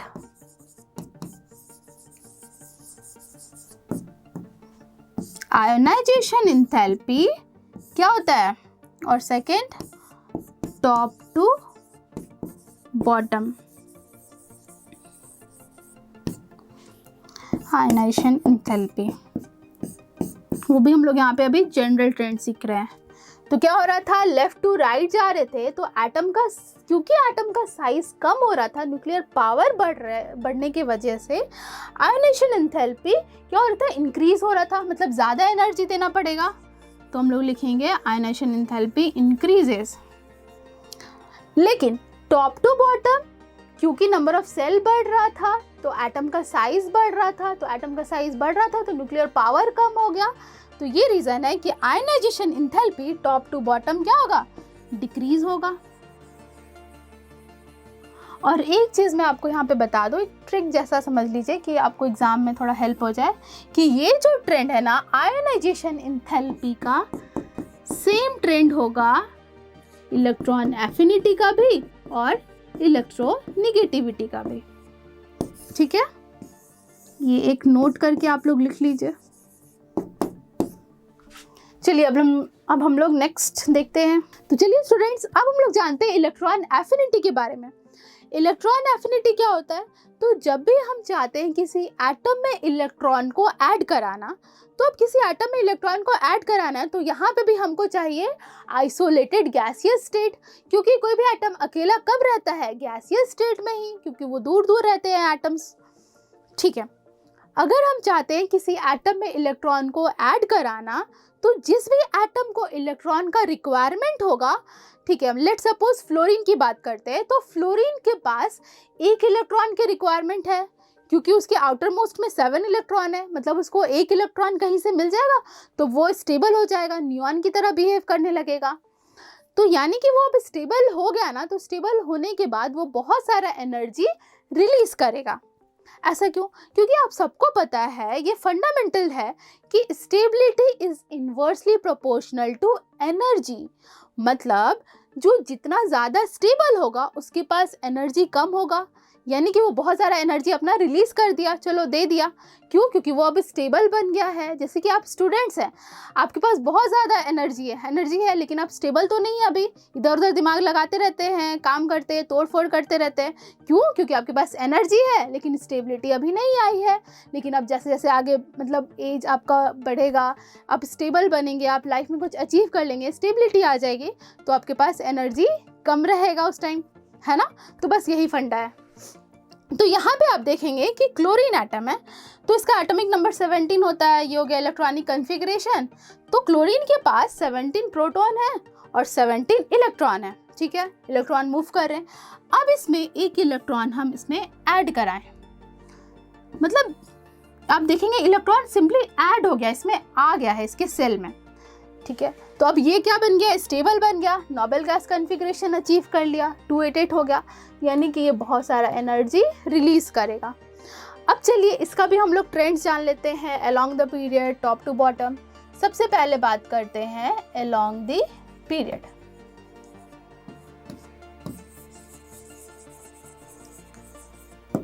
ठीक है, तो अलोंग द पीरियड क्या होगा? देखिए, चलिए हम लोग एग्जांपल ले लेते हैं यहाँ पे भी सेकेंड पीरियड का। Lithium, beryllium, boron, carbon and nitrogen, यहीं तक लेते हैं। चलिए अब इन सब का हम लोग लिखते हैं फिर से क्या? इलेक्ट्रॉनिक कन्फिगरेशन, ठीक है, क्योंकि इससे बहुत सारा कंक्लूजन हमको मिल जाता है। इसका क्या होगा? 2 1 2 2 2 3 2,4 2,5 2,5 हो गया। अब लेट सपोज हम लोग कंपेयर करते हैं लिथियम एंड नाइट्रोजन का, ठीक है। चलिए दोनों का स्ट्रक्चर बनाते हैं। दोनों में तो 2 ही सेल है, बस इलेक्ट्रॉन का फर्क है। आउटर मोस्ट में 1 हो गया और इसके पास आउटर मोस्ट में 5 इलेक्ट्रॉन है, ठीक है। अब क्या कराना है? इन दोनों में हमको इलेक्ट्रॉन को ऐड कराना है, ठीक है। अब बताएंगे कि कौन ज़्यादा एनर्जी रिलीज करेगा। तो जो ज़्यादा एनर्जी रिलीज करेगा वो उतना ज़्यादा क्या होगा? उसका इलेक्ट्रॉन एफिनिटी ज़्यादा होगा उसका, ठीक है। अब आप बताइए कि यहाँ पे इलेक्ट्रॉन ऐड कराने में ज़्यादा एनर्जी रिलीज होगा या यहाँ पे? तो आपको पता है जितने भी नॉन मेटल्स होते हैं ना, उनके पास क्या टेंडेंसी होता है? इलेक्ट्रॉन को एक्सेप्ट करने का। क्योंकि वो इलेक्ट्रॉन एक्सेप्ट करते हैं तो क्या होता है? उनका स्टेबिलिटी बढ़ता है ना, नॉन मेटल्स का। और वही मेटल्स क्या होते हैं? इलेक्ट्रॉन को लूज करना जानते हैं। तो यहाँ पे इलेक्ट्रॉन अगर हम ऐड करा भी रहे हैं ना, तो ये ज़्यादा एनर्जी रिलीज नहीं कर पाएगा, है ना, क्योंकि ये इतना स्टेबल नहीं होगा। लेकिन जो भी नॉन मेटल्स है इसमें इलेक्ट्रॉन अगर हम लोग ऐड करा रहे हैं तो वो ज़्यादा स्टेबल हो जाएगा, है ना, यानी कि वो ज़्यादा एनर्जी रिलीज करेगा। तो हम ये कह सकते हैं ना कि left to right electron affinity increases. Why? Because nuclear power increases, atomic size क्या होता है? डिक्रीज होता है। इन दोनों बेसिस पे हम बता सकते हैं ना। आई होप ये क्लियर हो गया होगा। अब आते हैं नेक्स्ट, टॉप टू बॉटम। चलिए टॉप टू बॉटम बात करते हैं। लेट सपोज ग्रुप 1 की बात कर लेते हैं। Hydrogen, lithium, sodium, potassium, rubidium and caesium. इन सब का इलेक्ट्रॉनिक कन्फिग्रेशन लिख लीजिए। 2 2 1 2 8 1 2 8 8 1 2 8 8 8 1 काफ़ी है। अब चलिए कंपेयर करते हैं लिथियम एंड पोटेशियम का। तो यहाँ पे आपको पता चलेगा क्योंकि नंबर ऑफ सेल इंक्रीज कर रहा है, ठीक है। चलिए इसको भी स्ट्रक्चर से बनाते हैं। लिथियम का बनाते हैं। अब आते हैं पोटेशियम। कितने हैं? 4 सेल है, 4। इसमें 2, इसमें 8, इसमें 8 और इसमें 1। ठीक है, इन दोनों में हमें इलेक्ट्रॉन को ऐड कराना है। कहाँ पे? आउटर मोस्ट में ही ऑब्वियसली ऐड कराएंगे। अब बताना है कि दोनों में कौन ज़्यादा एनर्जी रिलीज करेगा, उसका इलेक्ट्रॉन एफिनिटी उतना ज़्यादा होगा।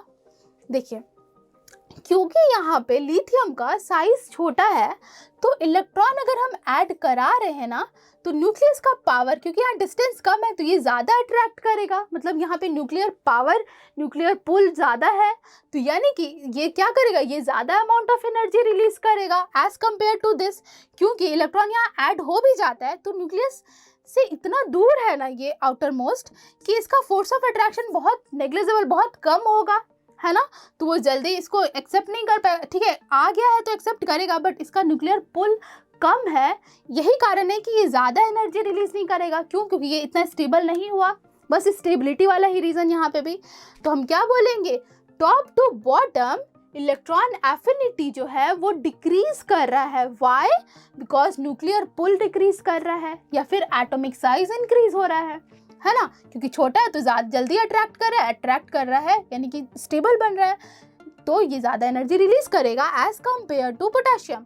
हालांकि हमको पता है कि मेटल्स इलेक्ट्रॉन को लूज करना जानता है, बट स्टिल आप ये करा रहे हैं उसको ज़बरदस्ती, मतलब इलेक्ट्रॉन ऐड करा रहे हैं, तो क्या होगा, तो ये इसका ट्रेंड हो गया। आई होप ये भी क्लियर हो गया होगा आपका अच्छे से। तो हम यहाँ से कंक्लूजन क्या लिख सकते हैं, जो भी आयोनाइजेशन एंथैल्पी का ट्रेंड था वही सेम हो जाएगा इलेक्ट्रॉन एफिनिटी का भी। मतलब left to right,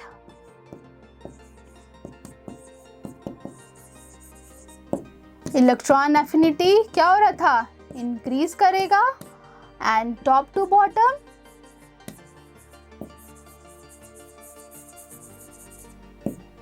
electron affinity decreases. ठीक है, अब next topic that is electronegativity. अब इलेक्ट्रोनेगेटिविटी क्या होता है, देखिए इलेक्ट्रॉन एफिनिटी में हम इलेक्ट्रॉन को ऐड करा रहे थे, राइट। तो इलेक्ट्रोनेगेटिविटी होता है टेंडेंसी टू अट्रैक्ट करने का टेंडेंसी। और अट्रैक्ट, देखिए इलेक्ट्रॉन ऐड करा देते हैं तब, ठीक है, जो ऐड होता है जिसमें उसमें निगेटिव, और जहाँ से ऐड हुआ उसमें पॉजिटिव चार्ज आता है, राइट। बट यहाँ पे क्या हो रहा है, इलेक्ट्रॉन को अट्रैक्ट करना का टेंडेंसी को बोलते हैं इलेक्ट्रोनेगेटिविटी। और वो भी कैसा electron, shared paired of electron. मतलब कहीं पे भी अगर कोवेलेंट बॉन्ड बन रहा है, कोवेलेंट बॉन्ड कहाँ बनता है, तो ये आप लोग सेकेंड चैप्टर में केमिकल बॉन्डिंग में पढ़ेंगे, बट फिर भी मैं एक आइडिया दे दूँ, तो कोवेलेंट बॉन्ड हमेशा नॉन मेटल्स के बीच में बनता है। ठीक है, तो covalent bond basically shared paired of electron से बनता है। तो जब भी मान लीजिए कि दो एटम के बीच बॉन्ड बन रहा है, लेट्स सपोज HF, ठीक है, तो देखिए ये कैसे, दोनों नॉन मेटल है, दोनों का शेयरिंग से बना है बॉन्ड। ठीक है, अब यहाँ पे आ जाता है इलेक्ट्रोनेगेटिविटी का कॉन्सेप्ट। मतलब कि किसका टेंडेंसी ज़्यादा है इलेक्ट्रॉन को अट्रैक्ट करने का, तो वो क्या करेगा, इलेक्ट्रॉन को अपनी तरफ अट्रैक्ट कर लेगा। तो आ जाएगा इलेक्ट्रॉन, तो थोड़ा पार्शियल पॉजिटिव चार्ज आ जाएगा, मतलब छोटा अमाउंट तो आ जाएगा ना, सॉरी निगेटिव चार्ज, और जिससे अट्रैक्ट किया उस पर क्या आ जाएगा, पॉजिटिव चार्ज।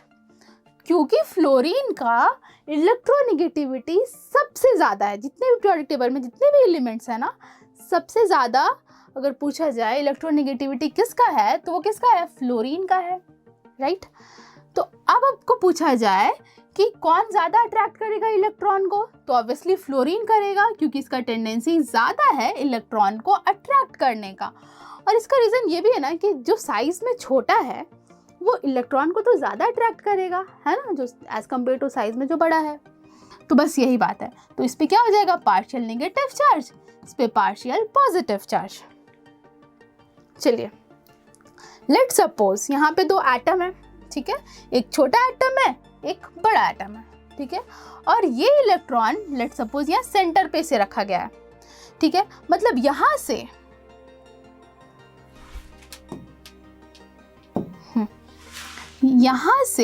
इसका डिस्टेंस और इसका डिस्टेंस जो है वो r है, मतलब दोनों का डिस्टेंस सेम है। बट आपको पता चलेगा ये न्यूक्लियस जो सेंटर पे है, सेंटर पे डिस्टेंस दूसरा हो जाएगा। क्यों? क्योंकि देखिए ये एटम साइज में बड़ा है, यानी कि इसका जो डिस्टेंस है R2 डिस्टेंस, दैट इज यहाँ से यहाँ तक का, वो बड़ा हो जाएगा एज कम्पेयर टू R1, है ना।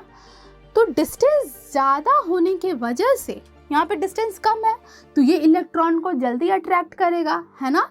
यानी कि हम कह सकते हैं कि छोटा एटम का इलेक्ट्रोनिगेटिविटी ज़्यादा होगा। आई होप ये क्लियर है। दो कॉन्सेप्ट से हम बता सकते हैं, एटॉमिक साइज के बेसिस पे या फिर न्यूक्लियर पुल के वजह से, या न्यूक्लियर पावर जो भी बोलते हैं उसे। तो क्योंकि यहाँ पे न्यूक्लियर पुल ज़्यादा है, क्योंकि छोटा है तो इसीलिए जल्दी अट्रैक्ट करेगा, और साइज में भी छोटा है इसलिए जल्दी अट्रैक्ट करेगा। यानी कि इलेक्ट्रोनिगेटिविटी किसका ज़्यादा होगा? स्मॉलर एटम का as compare to larger atom. ठीक है, अब इसका भी ट्रेंड हम लोग जान लेते हैं। Along the period and top to bottom same ही होगा। अलोंग द पीरियड बात करते पहले।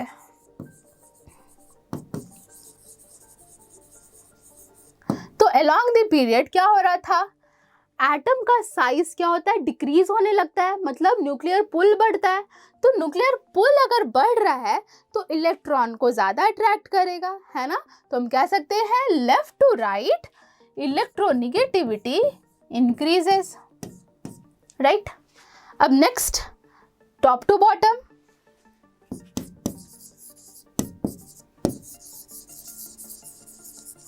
टॉप टू बॉटम क्या हो रहा है? सिंस एटॉमिक साइज बढ़ रहा है ना, तो इलेक्ट्रॉन को अट्रैक्ट करने का टेंडेंसी जो है वो कम होते जाएगा, है ना। क्यों कम होगा? अभी हमने देख लिया, क्योंकि न्यूक्लियर पुल कम हो रहा है तो इलेक्ट्रोनिगेटिविटी क्या हो जाएगा? डिक्रीजेस। आपसे पूछा जाए कि most electronegative element, it is fluorine. ठीक है, अगर आपसे पूछा जाए मोस्ट इलेक्ट्रो एफिनिटी किसका सबसे ज़्यादा है, तो आप क्या बोलेंगे? कौन सा ऐसा एलिमेंट है जिसका इलेक्ट्रॉन एफिनिटी सबसे ज़्यादा है? तो आप बोलेंगे इलेक्ट्रॉन को ये भी क्या करता है? ऐड कराना, यानी कि फ्लोरीन का सबसे ज़्यादा होना चाहिए, बट ऐसा नहीं होता है। क्यों नहीं होता है? तो सबसे ज़्यादा होता है क्लोरीन का। ऐसा क्यों? क्योंकि देखिए ये क्लोरीन का तो बना हुआ है, अब बनाते हैं फ्लोरीन का। तो फ्लोरीन में अंदर में कितने? 9 प्रोटॉन है, 2 इलेक्ट्रॉन, तो यहाँ पे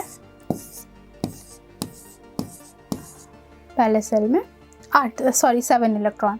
अब दोनों में इलेक्ट्रॉन को हमें यहाँ पे ऐड कराना है। तो ये साइज में बहुत छोटा है ना, छोटा होने के कारण क्या आ रहा है? इलेक्ट्रॉन इसके पास है, यानी कि यहाँ पे डोमिनेट हो जाएगा रिपल्सिव फोर्स, जो कि इलेक्ट्रॉन मतलब सेम चार्ज की वजह से हो रहा है। बट यहाँ पे क्योंकि साइज बड़ा है तो यहाँ पे इलेक्ट्रॉन रिपल्शन उतना डोमिनेंट नहीं होगा। इसीलिए हम कहेंगे कि इलेक्ट्रॉन एफिनिटी पूरे के पूरे पीरियोडिक टेबल में किसका सबसे हाईएस्ट होता है? तो वो क्लोरीन एटम का होता है। ठीक है, ये बचा हुआ था तो मैंने आपको बता दिया। अब नेक्स्ट देखते हैं मेटालिक कैरेक्टर। मेटालिक कैरेक्टर क्या होता है? मेटल का कैरेक्टर, जो कि क्या है? Tendency to lose electron. तो आपको पता है जितने भी मेटल्स है जो कि लेफ्ट साइड है उनका मेटालिक कैरेक्टर ज़्यादा होगा, है ना, as compare to non metal. तो आपको पता है लेफ्ट टू राइट हम लोग जब जाते हैं तो मेटल से नॉन मेटल्स की तरफ जाते हैं। ठीक है, तो यानी कि हम कह सकते हैं कि अलोंग द पीरियड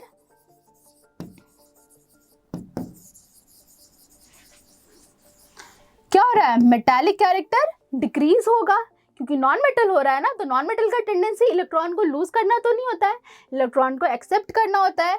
तो मेटालिक कैरेक्टर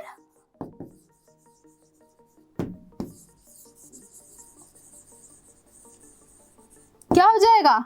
डिक्रीजेस। नेक्स्ट है top to bottom. Top to bottom क्या होगा? आपको पता है, लेट सपोज हम लोग ग्रुप 1 की बात करते हैं। टॉप टू बॉटम आने पे एटम का जो साइज है ना वो बढ़ने लगता है। तो एटम का साइज बढ़ रहा है तो देखिए इसके पास आउटर मोस्ट में लेट सपोज एक सेल है, तो इसके पास एक इलेक्ट्रॉन है, 2 सेल है, यानी कि आउटर मोस्ट में तो ऑब्वियसली एक ही इलेक्ट्रॉन है, अंदर में 2 है। ठीक है, अब आपको बताना है कि कौन सा इलेक्ट्रॉन इजीली लूज करेगा, ये वाला या ये वाला। तो आपको पता है जितना डिस्टेंस बढ़ेगा, मतलब न्यूक्लियर पुल अगर कम होते जा रहा है क्योंकि एटम का साइज बढ़ रहा है, तो न्यूक्लियर पुल कम है यानी कि ये ज़्यादा अट्रैक्ट नहीं किया हुआ है क्योंकि डिस्टेंस ज़्यादा है एज़ कम्पेयर टू हियर, तो ये इलेक्ट्रॉन ईजिली रिलीज कर देगा। यानी कि टॉप टू बॉटम क्योंकि एटम का साइज बड़ा हो रहा है, तो न्यूक्लियस का जो पावर, जो अट्रैक्टिव पावर है इलेक्ट्रॉन के प्रति, वो कम हो जाएगा। यानी कि हम कह सकते हैं कि top to bottom metallic character increases. Why? Because ये इलेक्ट्रॉन ईजिली लूज हो जाएगा। क्यों? क्योंकि इसका फोर्स ऑफ अट्रैक्शन न्यूक्लियस से कम लग रहा है एज कम्पेयर टू हियर, है ना। हम लोग बोलेंगे मेटालिक कैरेक्टर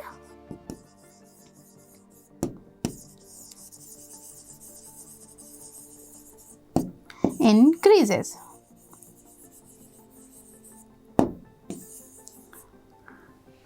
अब ये जो मेटालिक कैरेक्टर जो ट्रेंड है ना, ये सिमिलर होता है नेचर ऑफ बेसिक ऑक्साइड।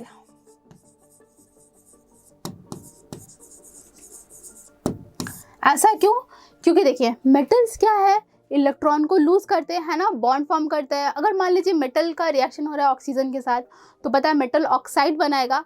और जितने भी मेटल ऑक्साइड होते हैं उनका नेचर कैसा होता है? वो होता है बेसिक नेचर का। ठीक है, ये हम लोग टेस्ट कर सकते हैं लिटमस पेपर से, है ना, कर सकते हैं ना। जैसे कि सोडियम हाइड्रोक्साइड है तो वो बेसिक नेचर है, तो उसको हम लोग लिटमस पेपर से चेक कर सकते हैं। क्या करेगा? रेड वाला ब्लू में कन्वर्ट हो जाएगा, तो हम बोलेंगे हाँ बेस है वो। तो अगर आपसे पूछा जाए बेसिक नेचर का ट्रेंड, तो सिमिलर होगा किसके? मेटालिक कैरेक्टर से। आप बोलेंगे ऐसा क्यों? क्योंकि देखिए जितना मेटल का टेंडेंसी होगा इलेक्ट्रॉन को लूज करने का, वो ईजिली बॉन्ड फॉर्म करेगा। तो जिसका टेंडेंसी ज़्यादा होगा वो स्ट्रॉन्ग बॉन्ड फॉर्म करेगा, यानी कि उसका बेसिक नेचर उतना ज़्यादा होगा। तो यानी कि अगर हम ये जो नेचर बोले मेटालिक नेचर या स्लैश करके बेसिक नेचर ऑफ ऑक्साइड भी बोल सकते हैं। ठीक है, आई होप ये भी क्लियर हो गया होगा। अब देखते हैं नेक्स्ट। अब आते हैं नॉन मेटालिक कैरेक्टर, जस्ट इसका अपोजिट हो जाएगा। The non metallic character is the tendency to accept electron. Electron को एक्सेप्ट कर रहा है और इस पर कैसा चार्ज आ जाएगा? निगेटिव चार्ज, क्योंकि जो देता है उसके पास क्या होता है? पॉजिटिव चार्ज आता है ना, तो जो एक्सेप्ट करता है उस पर निगेटिव चार्ज। तो आपको पता है नॉन मेटल जितने होते हैं उनके पास कौन सा कैरेक्टर होता है? नॉन मेटालिक कैरेक्टर, है ना, क्योंकि उनके पास टेंडेंसी इलेक्ट्रॉन को अट्रैक्ट करने का ज़्यादा होता है ना। तो देखिए हम लोग क्या बोल सकते हैं? Left to right.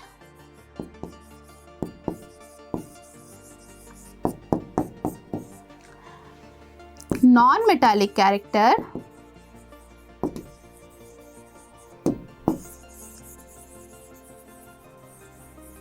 क्या होगा? इंक्रीज होगा। और इंक्रीज क्यों होगा? क्योंकि हम लोग मेटल से नॉन मेटल्स की तरफ जा रहे हैं। और लेफ्ट टू राइट एटम का साइज क्या हो रहा है? कम हो रहा है, न्यूक्लियर पुल बढ़ रहा है, यानी कि वो इलेक्ट्रॉन को एक्सेप्ट जल्दी कर लेगा एज कंपेयर टू मेटल्स, यानी कि नॉन मेटालिक कैरेक्टर इंक्रीज होगा। अब बात करें टॉप टू बॉटम, तो टॉप टू बॉटम जाते हैं तो क्या होता है? एटम का जो साइज है वो बढ़ने लगता है ना, क्योंकि नंबर ऑफ सेल बढ़ता है ना, क्योंकि नंबर ऑफ सेल बढ़ता है तो एटम का साइज जो है वो बढ़ता है। तो एटम का साइज अगर बड़ा हो रहा है और इसमें चाह रहे हैं कि इलेक्ट्रॉन को एक्सेप्ट कराना, तो ये इजीली एक्सेप्ट नहीं करेगा। क्यों नहीं करेगा? क्योंकि ये न्यूक्लियस से दूर है। ठीक है, तो हम लोग कह सकते हैं non metallic character top to bottom क्या होगा? डिक्रीज होगा। Non metallic character decreases.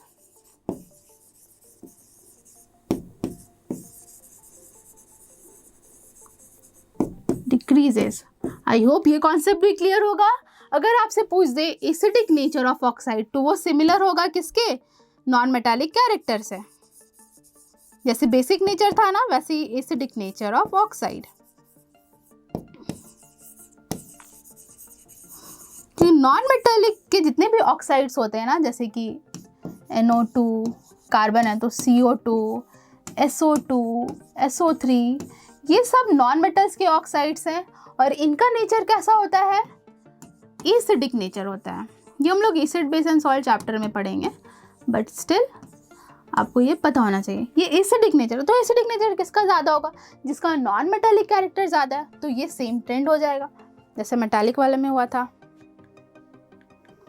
ये हो गया बेसिक नेचर। तो मैंने पहले डिस्कस कर दिया है कि अक्रॉस द पीरियड अगर हम लोग लेफ्ट टू राइट जा रहे हैं तो क्योंकि मेटालिक कैरेक्टर जो है वो डिक्रीज कर रहा है, तो बेसिक नेचर ऑफ ऑक्साइड भी क्या करेगा, डिक्रीज करेगा। और डाउन द ग्रुप, तो down the group tendency to lose electron increases, है ना, इसीलिए हम कह सकते हैं top to bottom basic nature क्या होगा, इंक्रीजेस। अब नेक्स्ट केमिकल रिएक्टिविटी क्या होता है, मतलब केमिकल का रिएक्टिविटी। तो देखिए अगर हम लोग लेफ्ट टू राइट जाते हैं ना, तो आपको पता है मेटल है पहले, है ना, उसके बाद मेटलॉइड्स, फिर नॉन मेटल्स आते हैं, फिर नोबल गैसेस, वो डिफरेंट। बट अगर हम लोग मेटल से हम लोग जा रहे हैं नॉन मेटल्स की तरफ, तो आपको पता है ग्रुप 1 जितने भी हैं ना एलिमेंट्स, अल्कली मेटल्स, उनकी रिएक्टिविटी बहुत ज़्यादा होता है as compare to group 2 alkaline earth metal. क्यों, क्योंकि उनके पास आउटर मोस्ट में 2 इलेक्ट्रॉन है और अल्कली में आउटर मोस्ट में 1 ही इलेक्ट्रॉन है, इसलिए 1 इलेक्ट्रॉन को लूज करना ईजी होता है, इसलिए उसका रिएक्टिविटी बहुत ही ज़्यादा होता है। ठीक है, तो हम लोग अगर लेफ्ट टू राइट जाते हैं ना,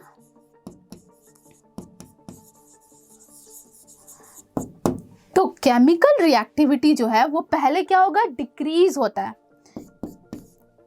फर्स्ट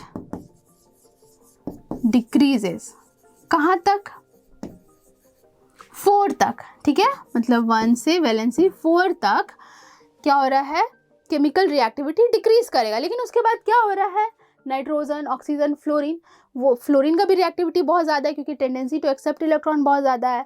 फ्लोरीन का ज़्यादा है किससे, नाइट्रोजन से, ऑक्सीजन से।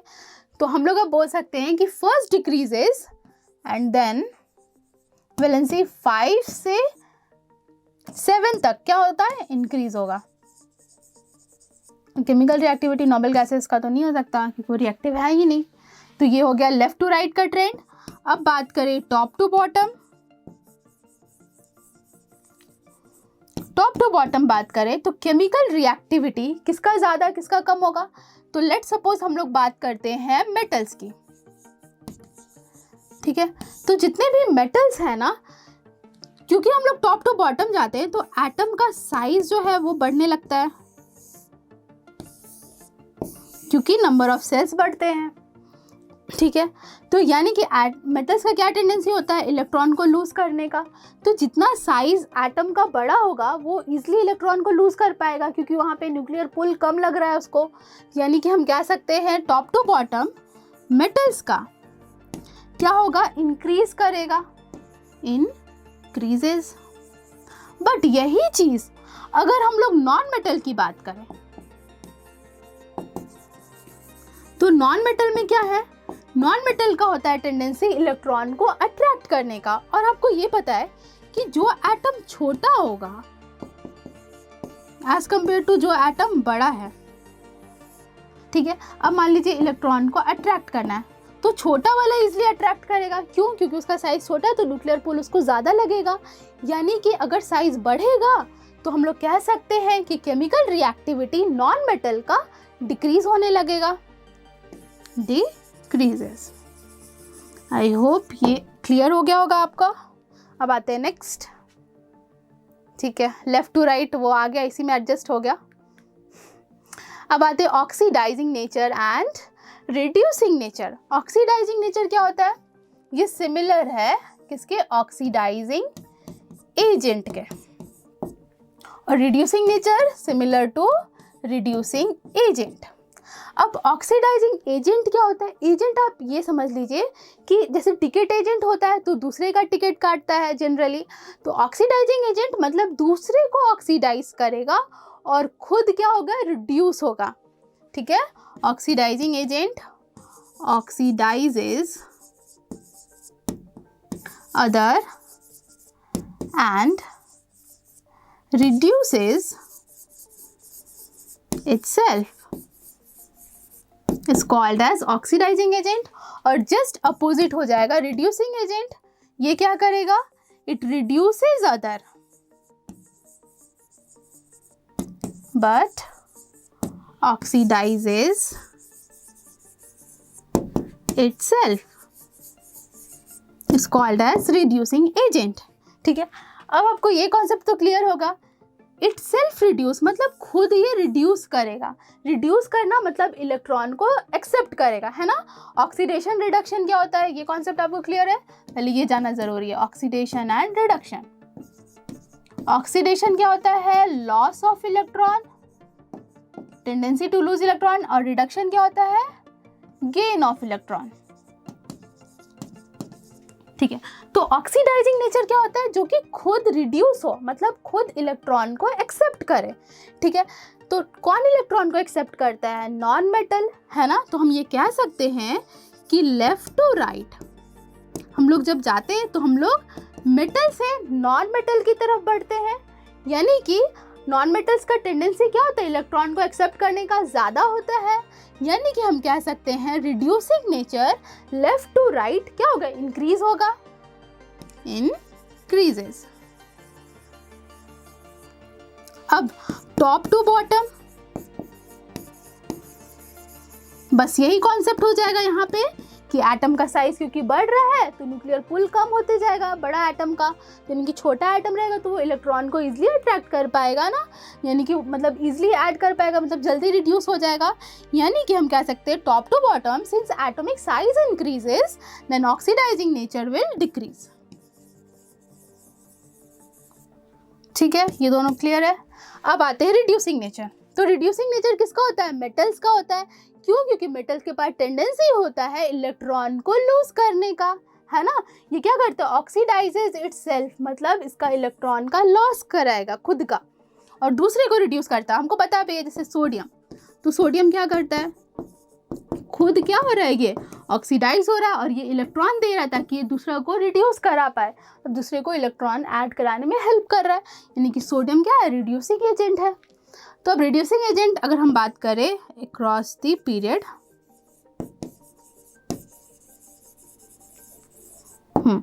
अक्रॉस द पीरियड क्या हो जाएगा?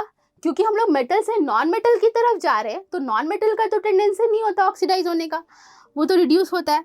तो यानी कि हम कहेंगे across the period reducing nature decreases.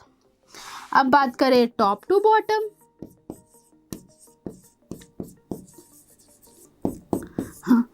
तो टॉप टू बॉटम क्या होता है? क्योंकि एटम का साइज बढ़ता है तो जो बड़ा एटम है वो इलेक्ट्रॉन को इजीली लूज कर पाएगा, है ना। तो हम कह सकते हैं वो जल्दी मतलब ऑक्सीडाइज हो जाएगा। यानी कि oxidizing nature top to bottom since atomic size increases, so reducing agent जो नेचर है ये क्या हो जाएगा? Increases, reducing nature increases. ठीक है, आई होप ये भी क्लियर हो गया होगा। तो चलिए स्टूडेंट्स, अब हम लोग कुछ क्वेश्चंस प्रैक्टिस कर लेते हैं। अगर आप चाहते हैं कि मैं और भी ज़्यादा क्वेश्चंस आपको प्रैक्टिस कराऊँ तो आप लोग कमेंट सेक्शन में रिप्लाई करेंगे तो मैं उसके लिए अलग से वीडियो बना दूंगी। बट कुछ जो इंपॉर्टेंट क्वेश्चन है जो कि आपको देखना चाहिए, चलिए उसको कर लेते हैं। तो सबसे पहला क्वेश्चन है, compare electronegativity of fluorine, nitrogen, oxygen and carbon. अब पहले जानना होगा इलेक्ट्रोनेगेटिविटी क्या होता है, तो ये आप सबको पता है, मैंने बता दिया पहले, tendency to attract the shared pair of electron. ठीक है मैम, ये समझ में आ गया। अब चलिए, अब हमें कंपेयर करना है तो सबसे पहले हम जानेंगे कि ये कौन से पीरियड का है। तो ये सारा कौन से पीरियड का है? सेकेंड पीरियड का है ना। तो चलिए हम लोग अरेंज कर देते हैं कैसे कैसे है। सबसे पहले कौन सा आएगा? Carbon, nitrogen, oxygen and fluorine, है ना। यानी कि लेफ्ट टू राइट ये वाला हो गया। और हमको पता है लेफ्ट टू राइट हम जब जाते हैं तो एटम का साइज डिक्रीज होने लगता है, मतलब छोटा होने लगता है। और छोटा होने के कारण उसका न्यूक्लियर पुल ज़्यादा हो जाएगा, यानी वो इलेक्ट्रॉन को अपने तरफ ज़्यादा अट्रैक्ट करेगा। यानी कि हम कह सकते हैं कि फ्लोरीन का इलेक्ट्रोनेगेटिविटी ज़्यादा होगा, फिर ऑक्सीजन का, फिर नाइट्रोजन का, ठीक है, और सबसे कम किसका? कार्बन का। तो ये हो गया इसका आंसर। नेक्स्ट है, arrange the following in order of increasing radii. Atomic radii आपको कंपेयर करना है ठीक है, ये न्यूट्रल है, ये आयन वाला है, यहाँ पे पॉजिटिव भी है, न्यूट्रल भी है और 2 आयन है, ठीक है। चलिए सबसे पहले बात करते हैं Cl- और Cl की। तो आप ये चीज़ ध्यान में रखिए कि जिसके पास निगेटिव चार्ज आ रहा है, ठीक है, निगेटिव चार्ज आने का मतलब कि उसके पास इलेक्ट्रॉन आ गया है, इलेक्ट्रॉन आ गया है तो वो न्यूक्लियस का पावर यहाँ पे ज़्यादा होगा, मतलब वो इलेक्ट्रॉन को अट्रैक्ट करेगा अपने तरफ। तो इलेक्ट्रॉन को अट्रैक्ट करेगा तो ऑब्वियसली न्यूट्रल का हमेशा ज़्यादा होगा एज कंपेयर टू निगेटिव वाला। अब इस तरह का क्वेश्चंस करने के लिए ना आपको लिखना होगा सबसे पहले इलेक्ट्रॉनिक कॉन्फ़िगरेशन, ठीक है, ये आपको मस्ट है, ये आप लिखेंगे तो आपका आंसर कभी भी गलत नहीं होगा।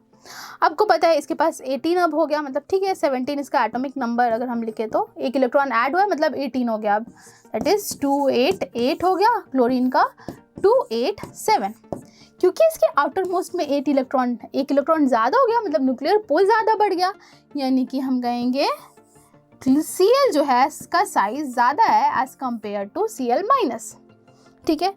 अब आते हैं मैग्नीशियम Mg+ और Mg2+। चलिए इसको भी करते हैं, इसके लिए भी हम लोग को लिखना होगा इसका इलेक्ट्रॉनिक कॉन्फ़िगरेशन।